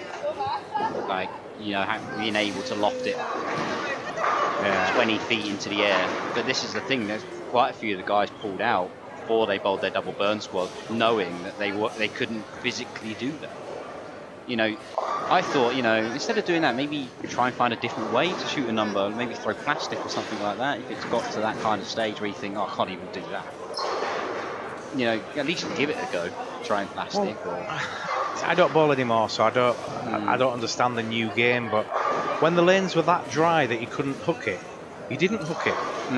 You just bowled it as flat as you could, and it still hooked anyway. But you were bowling flat, and like, why don't you just take everything off it? Why do you even need to try and hook it? Yeah. The idea is hit the pocket, and if the lane's pushing it that way anyway, without any much side revs or anything. Yeah. Yeah, why don't you just take it off and just try almost like a spinner, basically. What game are we on now, anyway? I think that was game 4. No, game 5. Game 5. I think. God, I've lost count. Callum, what game is it? No, Aiden's looking at me daft now. This is 4. What time is it? 2 o'clock. We're starting. What do you start? 4. So we've got 2 different times here. I think we've got at least another one game at least. Let's give somebody a shout. This is 4. 2. Yeah, that has to be 4. Right. They're going on to 5 and 6. Yeah. Going back to a question that we kind of went over, we'll go over it again. Sydney Forrester says, Richie, do you like the new PBA patterns then? We talked about patterns in general, but do you like the new ones? They're okay. I kind of like how they have the main animal patterns on for the World Series, and you have the other patterns for the rest of the year. Kind of like that. That's kind of cool. But a lot of people on tour have moaned about how easy they've got. Like we say, define easy. But the best way to say is the patterns are softer. That's the best way to say it. You know, you can get your ball to the pockets, whether you get the corners out, stuff like that. Like the scores were through the roof at the World Series. Like the year before, I made the World Championship cut, shooting 490 over for 8 for my. I'm trying to remember how many games it was. It was 8 per pattern, so 32 games. I was 490 over, and I just made it. This year, I just made it again, but I was 920 over. Wow. For 40. So an extra 8 games, but I was an extra 500 over, just under. So they got a lot easier. They've got a little bit softer, but I overheard a few conversations here and there saying that what Tom Clark wanted. He wanted people to see some strikes. Well, I don't know where it's going. I just deal with whatever's in front of me. I deal with it. Yeah. So I quite like them because you still have a dynamic. You can cheat you play the gutter. The other, in the other patterns you have to be a bit more further in. You have to play more of the track area. Some you have to play deeper. So you still have to have a wider spectrum in your game to deal with it. Yeah. And is Belmo as good as he looks? Oh god, yeah. When you watch him, he's top 10 of every tournament he goes to. Now that is a feat in itself. So he's like the Phil Taylor of bowling at the moment, then. Yeah, he honestly is. I actually don't think I've been or looked at tournament results where Belmo's bowled and he's not been in the top 10. It's incredible what that guy's doing. It's amazing. It's nice to watch, really. How much of it is his two-handed style, and how much of it is the fact that he is really accurate? I just think it's a bit of both. It's his knowledge and his accuracy. It's just incredible watching it. It's hard to explain. Yeah. I think he has every aspect of the game down to a T. Whether he plays up the gutter, whether he's lofting it over the left gutter cap, whether he in between, he can do everything. And off the lanes, he's pushing the marketing boundaries now, isn't he? He's a fantastic. He's crossing over to different markets now and becoming known a little bit in his own country now at last. Yeah, he's a great asset to the game. He's done a lot for Storm and bowling itself. I don't want to sound like I'm, you know, boosting his ego a little bit. No, you don't need to. He does, you know, he's just incredible. Yeah. How'd you get on with him? All right. He's a nice bloke. Yeah, he's lovely. We always have a little tiffle when the Ashes are on. It's funny. Yeah, he does like to wind up the poms, doesn't he? Especially when just before the US Open started, when he was in practice, he walks off and he comes over to me and he goes, and he's shame about your players causing trouble over back at home. I was like, well, that has nothing to do with me. Because they had the bar, that's some bar fight in there or something like that. Yeah. Over in Square. I can't remember the full details, but Featured pair now. We've got Ramon Hilferink, Amanda Larkin, Michael McCall and Kevin Horton on the 9 and 10, and we're just waiting for 7 and 8. It looks like we've got Daria. Yep. The lovely Daria. I'm not sure who else yet. Daria Spider. Daria the Spider. Chris Vader's first shot. That's a bit better. I don't even know what he's had in this block so far. Yeah, neither do I. Whether it's going to be enough at the end. There's no hurt in back-to-back 300. No, not at all. It should be enough. Can be done. How close have you come to that? I never had it, you know. No. Never done it. I've had 300 front 9. 300 and then front 9. Front 9, and then I went bucket spare. Well, that's pretty close in itself, isn't it? Yeah, but 300 bucket spare 7. For 272. Back to back to the new 300, isn't it? Yeah. I don't know how people can do it. I can't do it. Chatters has done it. I know. Do you know what I mean? Is. You're gonna have to do it though, because you can imagine him in like another 20 years' time when you've got all them titles, and Chatters goes, "You've never had back to backs." Yeah, have that. Have a bit of that. He's not here yet, is he? He's on his way apparently. I've heard. I'm not coming. However, he's never won a yak event at Aylesbury. No, he's never won any events, I don't think. That's my claim to fame. Me and Basher have won he's won one and so have I. We've won I never won one. I came third in one at Wigan. Won a yak event at Aylesbury. Don't like to talk about it. No. Well, I'll have to know about it, because if you ever get in the Hall of Fame, it'll be going down as one of the earlier ones. Yak champion at Aylesbury. Well, we're just working on the British records at the minute now, because the BTBA's got no records, so yeah. The only records that anybody had was either on Talk Temping or Keith Hale had them or something, so we're just trying to collate them all now. Because when you pick the Hall of Fame players, it's okay to go with your favourites or people that you think were good, but you kind of need a list of, well, that's what they won, and that's what he won, and that's what they won, and how important some of those results are against others. I've kind of got if you win a PBA title, that trumps an EBT title, but a gold medal trumps a PBA title, and a World Cup is somewhere in between, and the domestic is maybe 1 point as opposed to an EBT at 3 and a PBA at 5, and then try and get some kind of point system as to who gets elected. Yeah, we had a few things. Yeah. Belmo was 17th in the US Open this year, apparently. So you were saying, no, he's top 10 in everything. Oh, God, yeah, no, sorry. Yeah, that's the only tournament It's the only one, yeah. Only one. Oh, you had to pick one out, didn't you, Sydney? Sorry. That's still pretty close, come on. Yeah. No, he is there and thereabouts every tournament, though. That was crazy. I remember playing that match play. I beat Belmo in match play. Yeah? 174 to 171.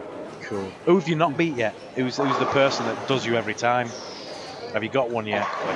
Good question. Wes done me over. Yeah? Yeah, Wes Malott done me over. He had like 260, so like 201 or something. No, that was pretty much really actually my first match play. Yeah? My first. Taking out of the equation what I did in World Series, because obviously I played Simo and Smallwood and the guys on TV, but my first match play in a major tournament. What's that like though in a match play, and then you play and you got Wes, and then you've got another big star, and then you've got another big star, and then you've got another big who's who of bowling, and you've got to go through all of them to get anywhere. Oh yeah, it's a different experience, that's for sure. Actually, do you know who's got my number actually?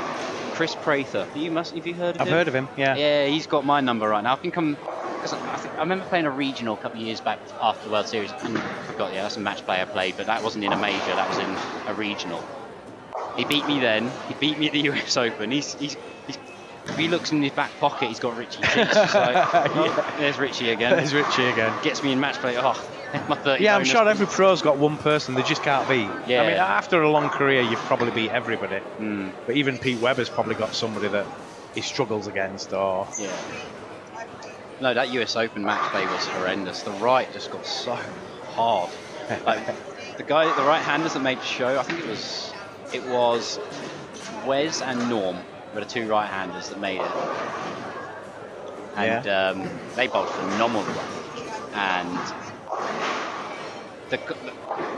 they just got really, really hard. Like the way they broke down was just not very nice for the right-handers. Belmore actually ended up throwing it two-handed backup. The last. I heard about that. And he actually started bowling really well. Like, I think he started the block like 170, 180. He started throwing it two-handed backup, and he had 240, 230, and he was like, "I've got some in here." Yeah. And tried to make a run at it, but.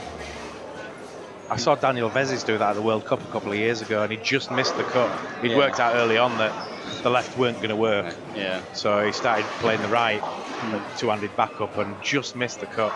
Then he went on a Twitter rant. Oh, done. Yeah, he got his ban. Yeah. On a Facebook rant. He started bowling again. He was in the AIK. He was down to play this, him and another lad, but they've not made it over. Yeah, he's at the AIK. Kept himself to himself, funnily enough. He didn't really speak to many people. I like him. Yeah, he's alright. He's not too bad. He's just a young kid that makes a few mistakes, but he's we all say things we shouldn't. Yeah, you're just not allowed to say it on Facebook now, are you? No. Before you used to say it behind people's backs or to the face, but now it's like, let's tell the world. Yeah, no. It's kind of like our only form of communication now these days. It is, yeah. Another reason why websites are dying off a little bit, because it's Facebook. You just do all your marketing and everything through that. Everything is there. It's like Facebook rules the world. Really. What's it like having a fan club now where everything you type you get like 50 million hits for it? Yes. How weird is that now? I kind of try and... you stay away from it a little bit? Steer away from... Yeah, I'd like to do the promotional stuff for the balls when they come out. And I mean, if I bowl well in a tournament, I'll Nobody needs to know what Richard T's had for dinner. No, I'm not doing that. That's silly. That is silly. Yeah, I'm not that kind of person. I'm not going to tell them what my day-to-day running is. And I'm not going to say to them, oh, I went here for the gym. I went to the gym at this time, and I went for a practice at this time. It's like, I'd rather just say, you know, I bowled well here. Some great new balls coming out, and I'll just leave it at that. Yeah. You know. That's wearing thin with me a little bit now, though, is the video strikes and. I'll do it every now and again, you know. If a new ball comes out, and I'll show a few shots here and there and up here. Like I think the most shots I've thrown in one like a preview sort of new ball coming out thing was like 3. Right. I think I threw 3 shots and that were it. And I was like, those 3 will do. That one. I'm not sure if it came from me, but I was moaning last year and the year before on the stream that I want to see some honest scores. Yeah, you want to see if that. And you want to see a game of a ball out of the box. So the players never picked it up. They take it out of the box, they have a game, and it's an honest game then. Funny enough, but I saw Tommy Jones do one this year. EBI done that. EBI did it this year. Straight out the box, like games. I think they got that idea from me, but then again, it might just have been a good idea that was shared. Could be listening in. Well, it's very possible. Well, you never know. That crazy Dom is full of shit, but he's got a couple of good ideas there now and again. He's got it. Yeah, and you don't get paid for it then when you give away your ideas free. Yeah, true. But then again, you can sit back and go, yeah, I had that idea. Yeah, it was me. Ooh, nice big shot there. Yeah, well. Michael McCall. Oh, he's got a good game. Do you see a lot of Scots that you think, why aren't you lot any good? You know, why can't you get it together? And I think a lot of the time it's because they just haven't got enough lay machines up there to give them decent patterns all the time. They might be lucky in one particular centre, but when you go to all the other ones, they're fried before you get on them. And yeah, the aging lanes. Big hook players, a lot of them. But yeah, there's probably enough Scotsmen to kind of have a run at something. Yeah. I'm looking at the history of the sport at the moment, and there's only really Laura Roney that's won anything for Scotland. Yeah. Wales are a little bit thin on stuff, and obviously England have won loads over the years in different things, but you always wonder why. It's only a small country, Scotland, but there's scope for one or two of them to do okay. Do you know the best Scotsman ever to have bowled? Do you know what? I've heard a rumour. And it's true, probably. That there is a Scottish PBA title holder. I've heard. There is. I thought so. But it's a loose one. It's Guppy Troop. I heard. Wasn't he born in? He was born in Edinburgh. That's it. That's what I've heard. Yes. Yeah, I researched it a couple of years ago, and I asked Kyle. I said, "Is this right? Your dad was Scottish?" Yeah. Well, he's technically the first PBA champion for Britain. Very Scottish surname, is it? Troop? Or is it? Troop in the colour. Yeah. Could be. It could be. I'll go with that. It sounds pretty Scottish if you say it's Scottish. Hey, Guppy Troop, come here. Guppy Troop, yeah. Hiya, Guppy. There we go. Well, it's not his real name, is Guppy. I don't think anyway. No, Guppy's the nickname for trout, I think. Oh, right. That's where the fish bit came. But yeah, no, he was born in Edinburgh and emigrated when he was young. So yeah, technically speaking, he's born British. So the first PBA titleist. Oh, my dad's on. What's my dad doing? First PBA of Scotland. It's sticky fingers then, it's his slick fingers. Morris, your dad's on, yeah. The old man's on. If you want to see honest scores on Facebook, look no further than Selwyn. Yeah, he does, yeah. He always posts his scores up. Yeah. All his opens and everything. And do you know, Selwyn's about the most loveliest person I've met in bowling in a long time. In the world. He's proper genuine. Yeah.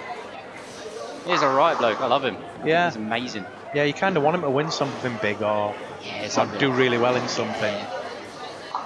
I don't know if it's wrong to say this because he's black as well. Yeah. Because you just don't see many black players in Britain bowling. There's quite a few in America and other places, but in Britain, I think we had Nigel Ogbonson, Ralston Reid, and that's been about George Burwise, but he wasn't that good. Oh God, yeah, he used to bowl at Air Force. Yeah, Burwise. So there's not been many. I remember that name. And we've had a few kind of Asian players like Kirsten and then the Lambs. Yeah. But yeah, for a multiracial country, it seems to be a white man's game, which is a bit wrong, really. Yeah. But then again, does that come into the sport side of it later on when it's expensive? Then only the rich can survive in the long game. Yeah. How many balls a year do you get from Storm then? And can you just punch one up if you need one, or? It kind of works like that. Yeah, it kind of works like that. If I need it, I'll ask for it, and I get the yes or no, basically. Have they ever said no? Oh, yeah. But this is the thing. I'm kind of like a guy that you don't want to push it. Yeah, like I don't want to. Yeah, I'm kind of those guys that I don't want to drill a lot of balls.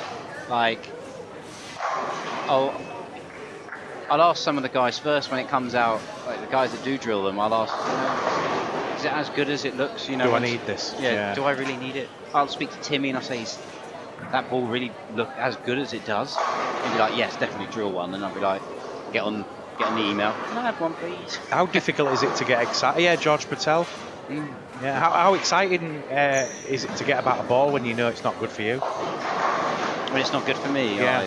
How do you promote a ball and say this is great when deep down you know this don't work for me, but it might work for others? Or have you hit that yet? Have you hit one where there's been one ball I was like, it's kind of not for me. It just didn't really work out. I try to use it, you try to use it as much as you can and try and find different ways of making it look good, It's like, oh, okay, I might have just... What, without the timeless?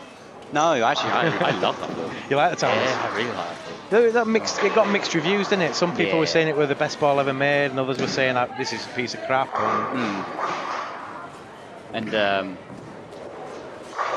Sorry, Chris is just giving me the thumbs up. He's big punch for 250. But no, I'll try and re-drill it, see if that will make any difference. Try and different surfaces, try and make that work. Yeah.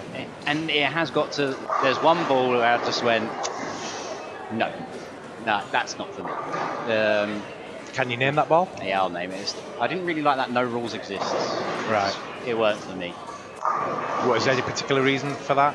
I didn't really like I didn't really like the cover on it. Like it kind of felt, it got a bit saturated for me. I tried resurfacing it and tried different cover surfaces and re-drilled it. And there's balls that just don't work for certain people. You know, it just didn't work out. You're gonna get that, yeah. The will versatility of a ball is probably the one that sells the most. Like which were the high road. It worked for a lot of different people, but then you get the odd one that some would swear by it and others would say that's just not having that. No, that's literally, considering how many balls that have been bought out, and I've only had one, which I didn't like. That's not too bad, yeah. Considering they can't be doing a bad job, can they? They bring a lot of balls out in a year, and it's. How do you keep up with knowing so much about all the balls? This is the thing. You got to do your homework. You have to know what they are and different covers, the numbers. You got to know what those numbers mean, and depending on how you're going to drill it. How do you learn that? Is it a case of asking people, or do you have to? There's quite a lot of material out there that people don't really know about. Like Mo Cannell brought out quite a few things with regards to even actually Storm now. Actually, if you go on their website, they talk about weight hole placements, RGs, differentials, what they mean. There's so much out there now. Actually, yeah. I completely forgot Storm done it, but no, I remember after mentioning it. But no, they do it. If you go on their websites, I think it's on the front page. You can have a look at all the material. And all you got to do is read it. The hardest part is trying to understand it. And remembering it. Yeah, especially when you're out on tour and you go, oh, I could do it with a ball, but I could do it with a lower RG. I want to ball it or rev up a bit faster, blah, blah, blah, and you've got to try, that ball's got that one, that one's got that one, that's got that RG, and you sat on the truck and you just walk up and down, you're like, no, yes, no, yes, no. See, that's what it looks like to me now. Track. You can go so far on talent, but then you need like a degree to understand just the dynamics and the engineering of a lot of it. Yeah. To keep up with it. George Patel's on. How weird. The first bit of bowling I've watched in years. Hi, George. Morris, your dad says, with all the Storm staffers and differences in their styles, one of them is going to make a particular ball, Storm ball, look good. Yeah. Yeah, there's always going to be somebody in the stable of players that makes the ball look good. Yeah, definitely. Blimey, can't believe George, I haven't seen him for ages. Yeah, George, are you going to start bowling again? Yeah, especially, now there's urethanes back in the game. Do you know what I want to see? I want to see George Patel back two-handed. Two-handed. Because he's done everything. He's bowled with his thumb in, thumb out. Do you know what's mad? Everyone had a slate at George when he started throwing urethane on most things, palming it. And look at him now. Who's one of the best in the world look at him now. Two-handed lefty throwing urethane. Well, he went out to the senior tour and he gave it a go, didn't he? Yeah, George, I'll give you credit for that, sir. Definitely. Ahead of his time. He was ahead of it. Yeah. No, fair play to you, mate. I'm not gonna slate you. I never did slate you.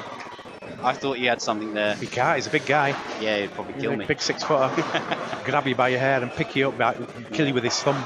Yeah. Yeah, you need to be back on lanes, George. I'll carry it. Yeah, he used to dominate the Talk 10-pin forums, did George? Oh yeah.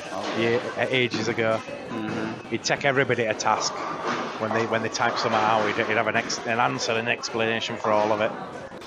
Very technically minded, our friend George. So Ramon Hilferink, 58 in the third, working 4 in a row now. He's probably going to be there and thereabouts at the end of this squad. Yeah, I think we're going to have to find out soon who's won this block. I haven't really been paying attention.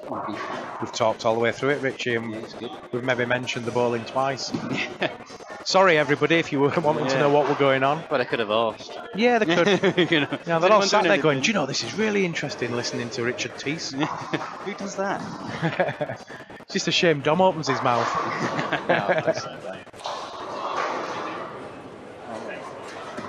Sloan, 177 in the 9th, with in the 8th with a strike in the 9th. But no 300s in this one. So, no, not yet. And it's not for the want of decent players on the lanes. There's a few good players on there. One more squad to go before we hit the Desperado.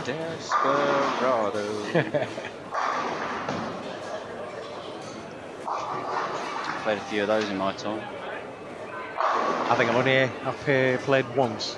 Oh yeah. once, and that. Were you 1 for 1 or? No, I went out. I bowled 175, I think. I think I'm like 1 for 5. Well, I made a mini comeback and I went to one of Jack Smith's singles at. Where is it now? It's Scunthorpe or something stupid. Yeah, Scunthorpe, I think. Mm-hmm.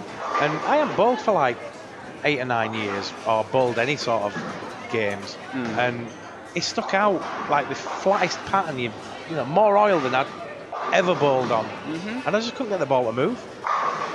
Oh Jesus! So it kind of knocked the crap out of me. I thought, I'm not interested in this just yet. I needed an easier pattern to get used to it again. Yeah. But I did play the Scott Banks one that they had at Sheffield.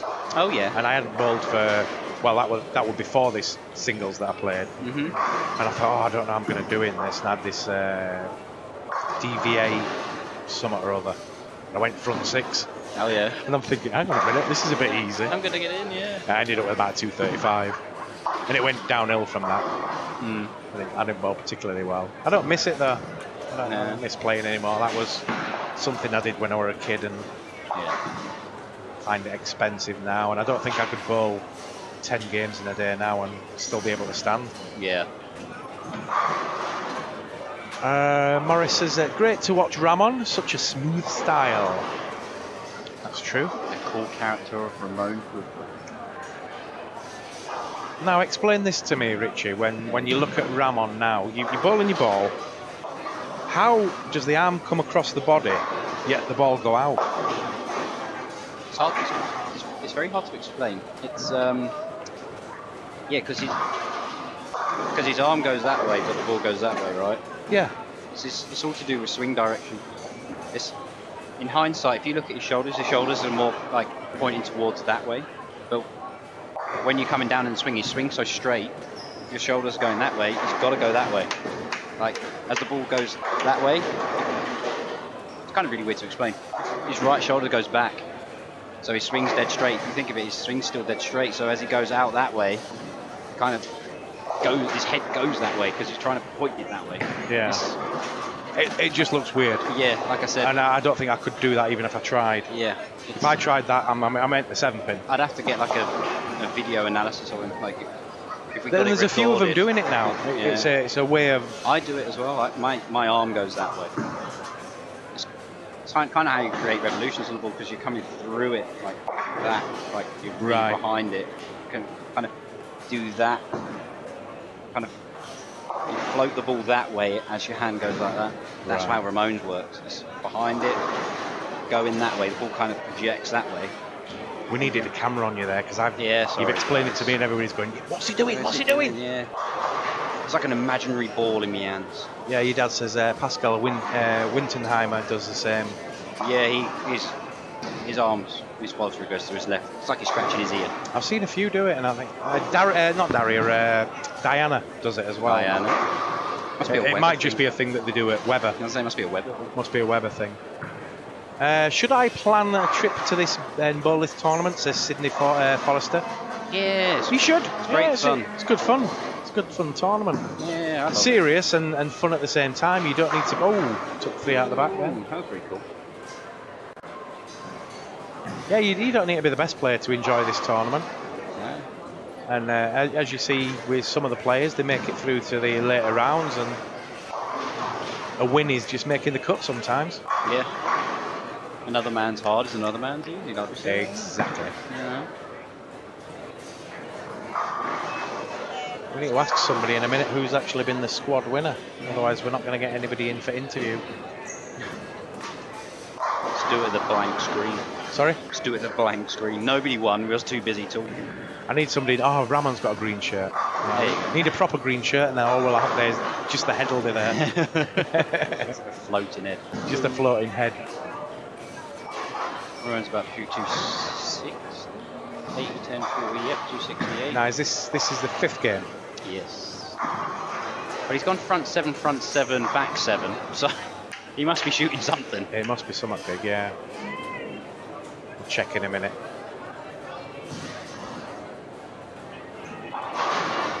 Oh, Stephen, something had to hit that. That came back from nowhere. He is probably the most powerful Scotsman. I know they all rag it a little bit, but he does get a lot on it. He does like to revolutionise the ball. Gives it loads. I don't think I could get my rev rate that high. I don't think I could get my rev rate that high. I wish I could. I think I had a decent rev rate when I was younger. A nice snap release and. Yep, 268 for Ramona if he punches here. He's going to be there and thereabouts, isn't he? Yep. I don't know if we need Ramon in. We got him in yesterday. We need somebody new. Not that it's not a pleasure to speak to Ramon. 222 then to Stephen Gill.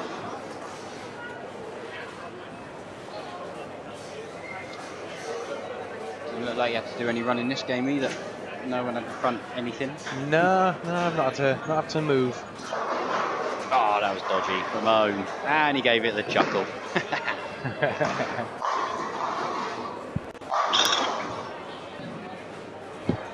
What you want, Ramon? About 80. About 280. That's a lot. Yeah, Ramon says about 270 or 280 over. Jesus. That's So he's likely going to be the number then, isn't he? He's going to be unless somebody's had any more. 280. He needs another 280 to take the tournament lead. Well, not another 280. Sorry, he needs 280. Yeah. Well, the way he's bowling at the moment, there's every chance of that. Yes, sir.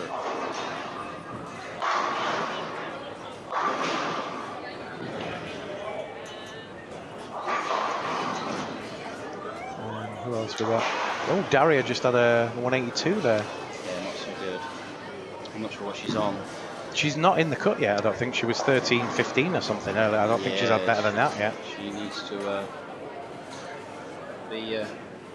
She'll get in. Do you know that's the thing now, isn't it? Missing cuts when you're a known name.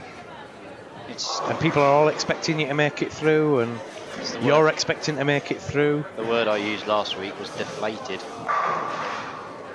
Deflated. That's the best way to explain it. Yeah. No. Crushed inside. The expectation of making it, and then you feel deflated because you feel like you're bowling well, but it's obviously just not enough.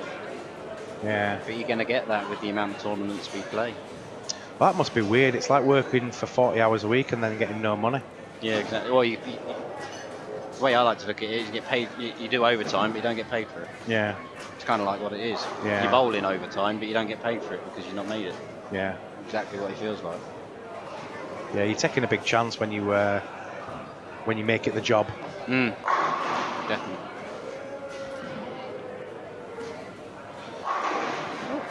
Everyone making the last move for the last game? Yeah, let's see what we get for this last game.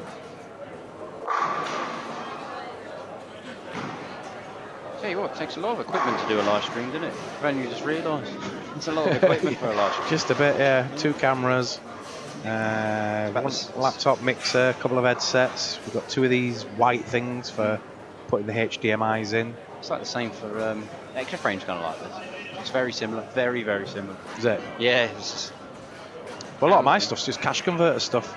Oh, it is? Yeah, with all cheap stuff. The camera was like 40 quid and the mixer with another 40, and I ain't got the money to spend like these other guys have.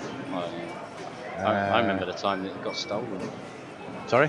The extra frame equipment got stolen once. Did it? Yeah. Yeah, wow. It was bad. Yeah, I remember. It was before last year's Masters. They were doing a trip over from the tournament before, and they had to drive through, I think it was Albuquerque, New Mexico.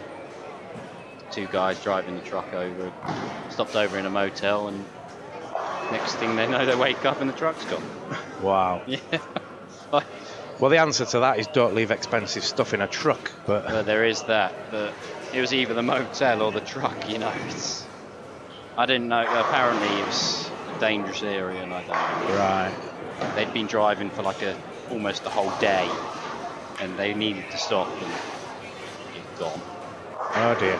Yeah. So somebody out in America is making live streaming for free now. I think he went. Apparently, it went to Mexico. Apparently, A big split there. If the rumors were true, It went where? to Mexico. Yeah. The rumors were true. Yeah. Wow. Because it's not Albuquerque, but it's not really too far away from the border. Yeah, how do you sell stuff like that though? It's fairly specialised, isn't it? Oh god, yeah. But this is the thing, there was bowling balls in there as well. Actually, they did find the truck. I forgot to tell you. They did find the truck, but obviously all the camera equipment had gone. All the bowling balls are still in there. But that one out. It's like, don't they know how much a bowling ball is? Exactly, do you know what I mean? I mean, they've all got serial numbers anyway, though, aren't they? So exactly. You'd not get too far with them. Or you shouldn't. I'd rather run with a camera than a 15-pound bowling ball. Yeah. Be a bit quicker on your feet. Rich, have you seen how much oil is used at the Bradley Open? I have. And do you know what's really funny? I'm thinking of going next year. Was that Australia? No, it's in Kentucky. Oh, right. In the States. I was thinking of a different one. No. Yeah, they 50. I believe this year was 50 foot 33 mil. Wow. That's a lot of oil on all over the lake. On a long way. Yeah. I saw some Facebook posts as I was flicking the other day, and it's just like people making their own surface, like making their own hook. Like, I wonder what's the longest pattern that's ever been put out in a tournament. 50 getting close, isn't it? Tournament champions, 52. 52. Badger's quite long, 52, I think. Well, that's not leaving you much left at the end, is it? Not when the lane's 60 foot. Yeah. Does that include? I can't remember if that doesn't include the pin deck, does it? Or does that include the pin deck? That includes the pin deck, 60 foot, yeah. See, I think. To take back 3 feet, because I guess the triangle's 3x3, isn't it? Something like that, yeah. So you take back to 57, you leave yourself 5 foot. Wow. Not much, is it? Yeah, not much, 5 foot. So where would you attack a lane with that? You just got to stay as close to your pin as possible. Yeah. You can go that angle, try that angle, but I don't think you can try that angle. You've got to stay close to... You've got to keep your ball close to your pin. Yeah. Otherwise, it's just going there. It's quite deceiving. You feel like you throw the ball straight, but it actually does that. Yeah. It actually goes away from it.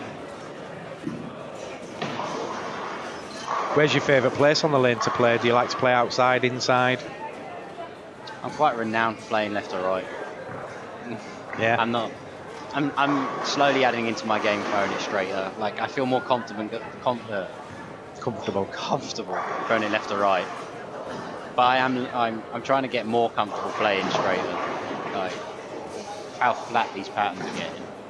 Like you're having to play straighter, giving you more hand more behind it, playing soft, like more perpendicular angles to the patterns. Yeah. Thought PBA played on a 55 last year, says Slick Fingers. That could be the Badger. I can't remember if it was 52 or 55. And your dad says, Keith on the truck told me that it took them 3 days of solid driving to get from Syracuse, NY to Reno. Yeah, it did. Yeah. Driving across all the states. Yeah, that was the Open to the World Series last year. I was saying. Yeah, that's a long drive. That's Northeast America to West America. You don't realise just how big America is, do you, until you've done stuff like that. 2 days, 2.5 days, 3 days. It's a lot of driving, especially in a truck full of the bowling balls. Yeah. That's mad. I suppose it's a cool life to get in one of them RVs and go from tournament to tournament like Walter Ray Williams did and stuff. Maybe 2 or 3 of you in your big long Winnebago, or whatever they're called. There's one guy that still does it, I know, because he always parks his truck in Columbus on the off-season. When we played the Players' Championship last year, there was a massive RV, and we were like, whose is that? It was, I believe it's, I can't remember his name. Oh, Jesus. It's one of the senior bowlers. Clark, I think his last name is. Tom. I'm thinking Tom Clark, but that's the commissioner of the PBA. He still travels in his RV. He just on the off season he works a shop in Columbus, and then when the season's on, he goes around in his RV doing all the tournaments. Can't remember his name though. Yeah, but it's a cool life seeing the whole of America that way. Oh god, yeah. What's going on? Right, featured pairs now. We have William Van Hemert. I have a cool. I'm gonna have to love you and leave you, or No, you go do your thing. Yeah, I've got to do a few questions and stuff somewhere else. I've got a few bits to do. Okay. And Thanks for stinking in then, mate, it was a pleasure. Richie. Loved it. No, And good thank luck you in very the rest of the tournament. much. Thank you very much. Yeah, hopefully I won't be sat here tomorrow all day. Hopefully I'll be on the other side of the No, I don't want to talk to you again. I want you to be on lanes. That'd be nice, wouldn't it? No, Yeah. well, guys, it was See a you pleasure. later, man. See Thanks you very later. much. No, you're welcome. That was cool, having Richie in.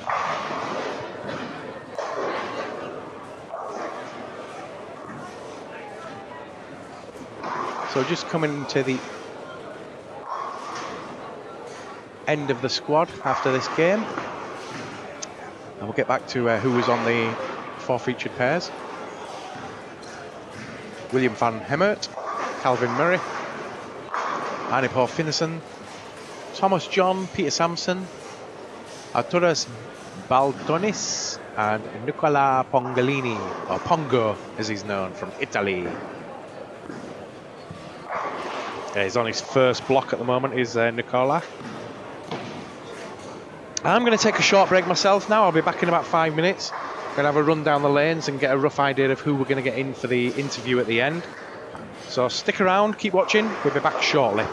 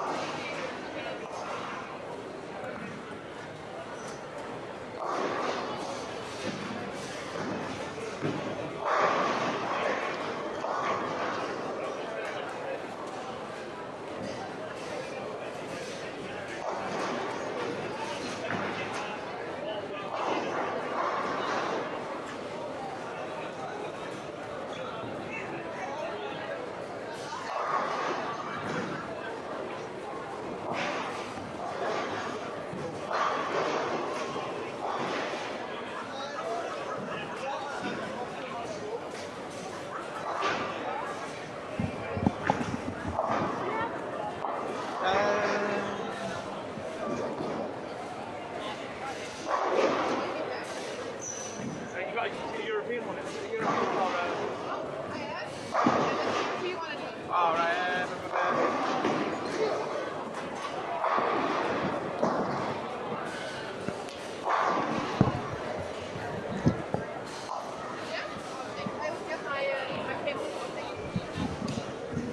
Okay, welcome back to the 30th Irish Open, live from the 18-lane Leisureplex Bowling Centre in Stillorgan, Dublin, Ireland. My name's Dom Gall from Talk10pin.net.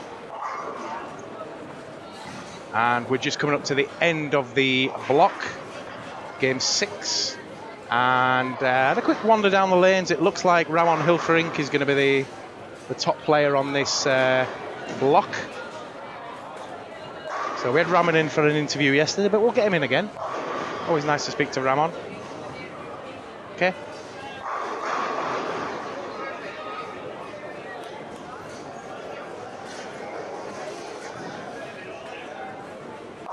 Thanks to Richard Tees for keeping us company all the way through this block. Got one more squad to go. And the pressure is on for people to jump into the cut or to advance a little bit further. On your featured pair, the best player at the moment seems to be Nicola Pongolini, or Pongo, as he is called. It's Nicola, not Nicola. It's male, not female. And he's on a 278 pace, front 5, sorry. 8 spare strike.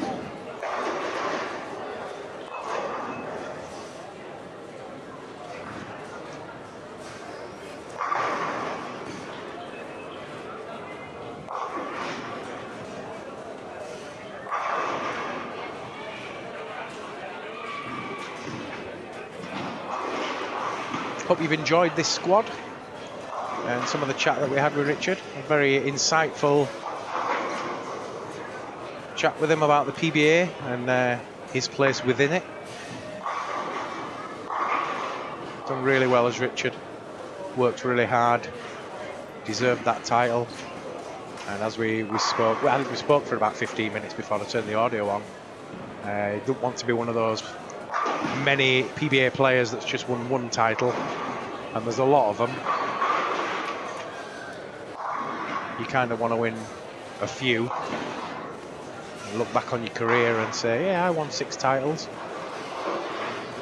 maybe one major, and a bit of a good payday if that happens.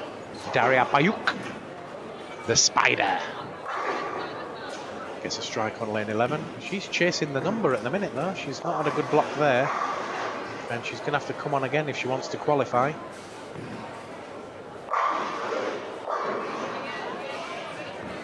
Big massive backswing from Pongolini. Oh, and a big shot there. I didn't see Nicola's score sheet. I'll ask him now actually.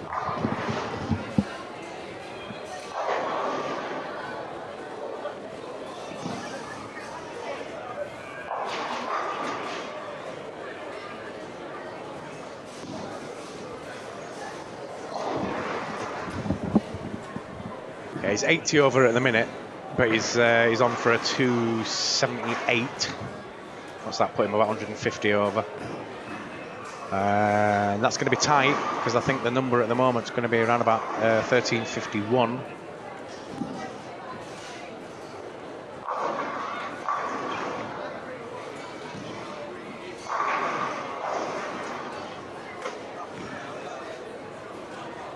So yeah, even if he goes off the sheet, it would be tight for the place.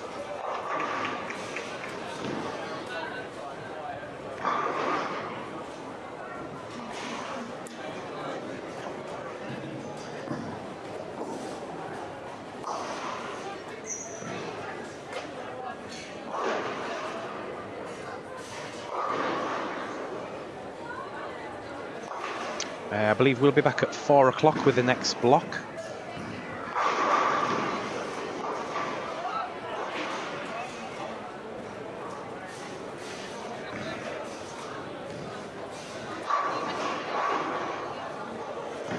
And then after that, we've got the always exciting Desperado. And then the finals start today, I think. Let's have a look at a schedule.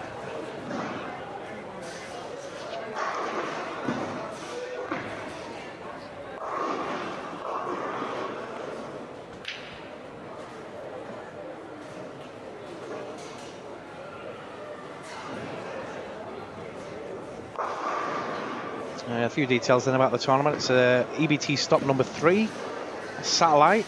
Hey, Chris. Have a look.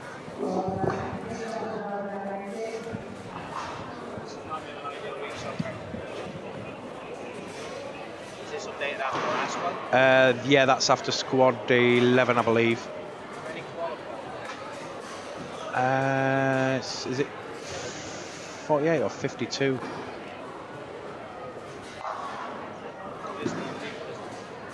Use the mouse.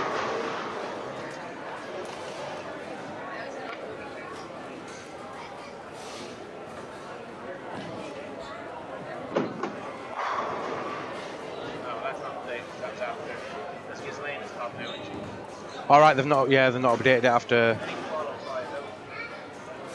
I thought it were 52. I think it was 1320 or something at the time.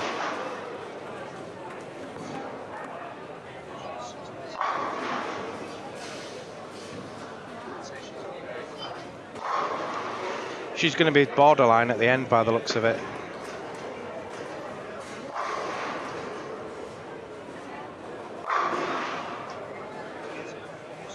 Sorry?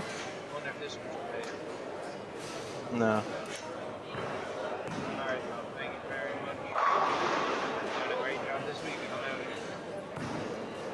What's your big number at the minute? 13? I do not have a big number. You're not in yet?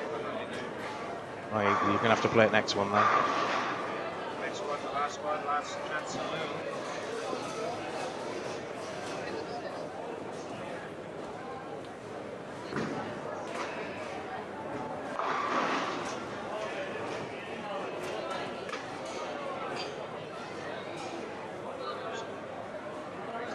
No worries, mate. Chris Shaw just having a look to see what he's going to need to get through. He's going to need to play again, and he's going to need about 1360 plus.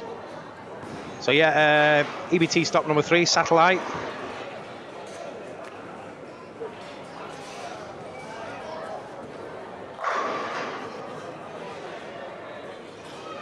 €4,000 for the top prize, 2,000 for second. The first female will win 500, or the top female.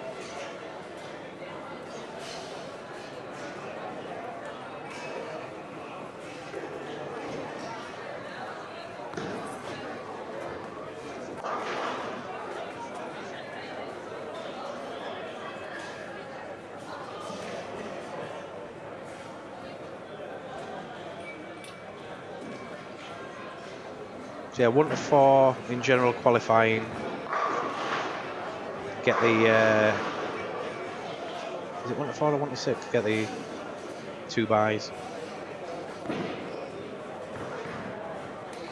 But it's saying final step 1, 54 athletes will play 3 games, but I'm presuming at least 3 or 4 of them are going to come from the Desperado. 1 to 28 are qualified for final step 2. 29 to 54 will be ranked. Now that makes sense, does it? Athletes position 29 to 54 will be ranked 37 to 62 according to their position in the final step 1.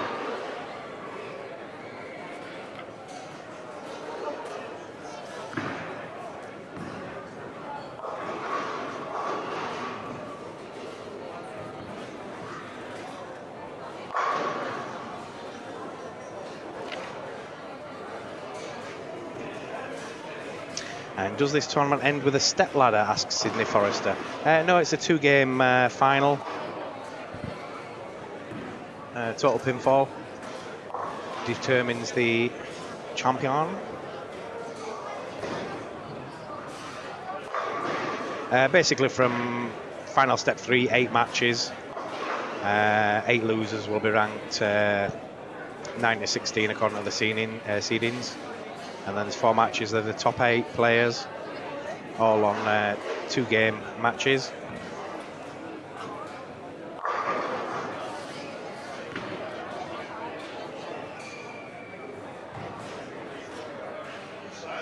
So Nicola Pongolini is going to finish with a 261, 265, something like that. I think Ramon was the squad winner again, so let's see if we can get him up for a quick virtual interview. Although I think he might have disappeared. Ramon. Ah, he's here.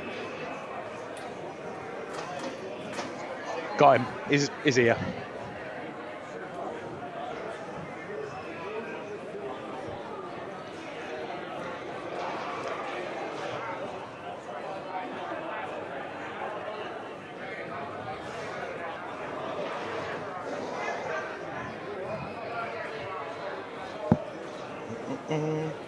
Just get this gentleman out of the way. We're just going to do an interview. Thanks, mate. I can interview you if you want, though. Yeah, we'll interview him. So we've got Ramon coming in. We think he's the squad winner again. We'll just set everything up. You hear me okay, Ramon? I can hear you okay. Gotcha. Right, so we'll get Ramon in the virtual studio. Just pop that up a little bit. Sorry, a little tall. That's okay, looking handsome as ever. And here we go then with Ramon Hilferink. What did you bowl there, Ramon? 15.27. 15.27. Wow, that puts you second. I think so, yeah. Excellent. Still a second Dutch. What were your games there then? 238, 248, 265, 268, 268, 244. Wow, that's a run. Did you do anything different from when we last spoke? Well, I ended up with like 780, 770 yesterday for the back three. I didn't even use that ball. No? No, I used the ball that I started with yesterday, and I was like semi-struggling with, but I just used a little bit more surface, and did you have to change balls during the block or all the way through? All the way through. That's pretty good then. Yeah, I couldn't complain. And did your line change much? You come deeper or? They hook a lot more today. They hook a lot more? A lot more. Like I was as far left as I was in game 6 yesterday and the end of game 1. Wow. They hooked. Happy with that though? It's quite a relief. This was a while ago. And obviously you're not going to bother going on again now. No point. This is good. That puts you into final step 2, is it? I think it's 3. I think it's the top 8 that gets 1 by, top 4 gets 2 buys, I think. So it's straight into match play as far as I know. Right, so most of the hard work's done now. You just got to wait and see who comes through and then and take it as it goes. Are you still going on the lanes and not looking at your scores? You still doing the Weber thing, or do you start? Are you looking at your scores now? You're not there. I had an idea. Like I told you, I was like 170, 180. Yeah. Prepared to be like 186. You knew roughly you were over, yeah. Apparently it was a little bit more. But you still don't look at your scores generally. Like out of my head, I knew what I bowled, but I didn't like add up anything or anything. Yeah. And what are you going to do in the finals then? How are you going to attack them? Are you just going to see what they're like, if they're drier or oilier, and just see as they go and take it from there? Yeah, they hooked a lot more today, and I kind of expected them to be a little tighter. So the Dutchies are coming through today. You've just had a big 15, and then before that you had Ghislaine with a massive 1550. There was a 1550 scratch. 1552 with ladies bonus. 1510 scratch, I think she had. But yeah, Dutchies. We're going to might see a double Dutch win this year. Could be good. I'll be okay with that. Yeah, 4,000 euros in your back pocket will be pretty cool. That would be nice. Well bowled, Ramon. Thank again. Not got much to say to you this time because we did it all yesterday. But it's good to see you improve on your score. It was 1470 yesterday, wasn't it? No, I only 1436 yesterday. 1436 on. So you've put could have put almost 100 on it then. 1300 the first one. So yeah, so you've got better each squad. Excellent. Well done. The Iceman not complaining comes through. And we can see you actually because we've got a bit of green screen going on there. So you're flickering a little bit with the global top actually, on. I got a green on. That's right. What is that shirt anyway? What's the pictures on it? Oh, it's a map of Europe on the site. Ah, right, with the Kegel Training Centre NL on, yeah, which you're now going to be working at. Well, yes, we're reopening the training center in a week and a half, but we're changing names, so it's not going to be associated with Kegel anymore. Right, what's it going to be? It's going to be called Dolphin Bowling Training Center. Ah, cool. So, Oh, well, good luck with that anyway. I suppose I think it's going to be a lot of fun. It should be, yeah. You're going to be one of the main coaches there? One of the two. And in a way, it's a little annoying because right now I honestly don't know if I like coaching more or if I like bowling more. Well, you'll soon know when you get into it. This helps. It certainly does, yeah. I mean, you needed this, to be fair. You've come out of Kegel and you've come out of the America, being a pretty strong player, and then you've had to come back over here and readjust to it all again. So it's nice to see you doing so well. Thank you. We'll see you in the final. Will do. Well done. Thank you. Right, that concludes the block. We're going to be back in what time is it now? About an hour's time, 45 minutes. So we'll see you then. Thanks for watching. Goodbye for now.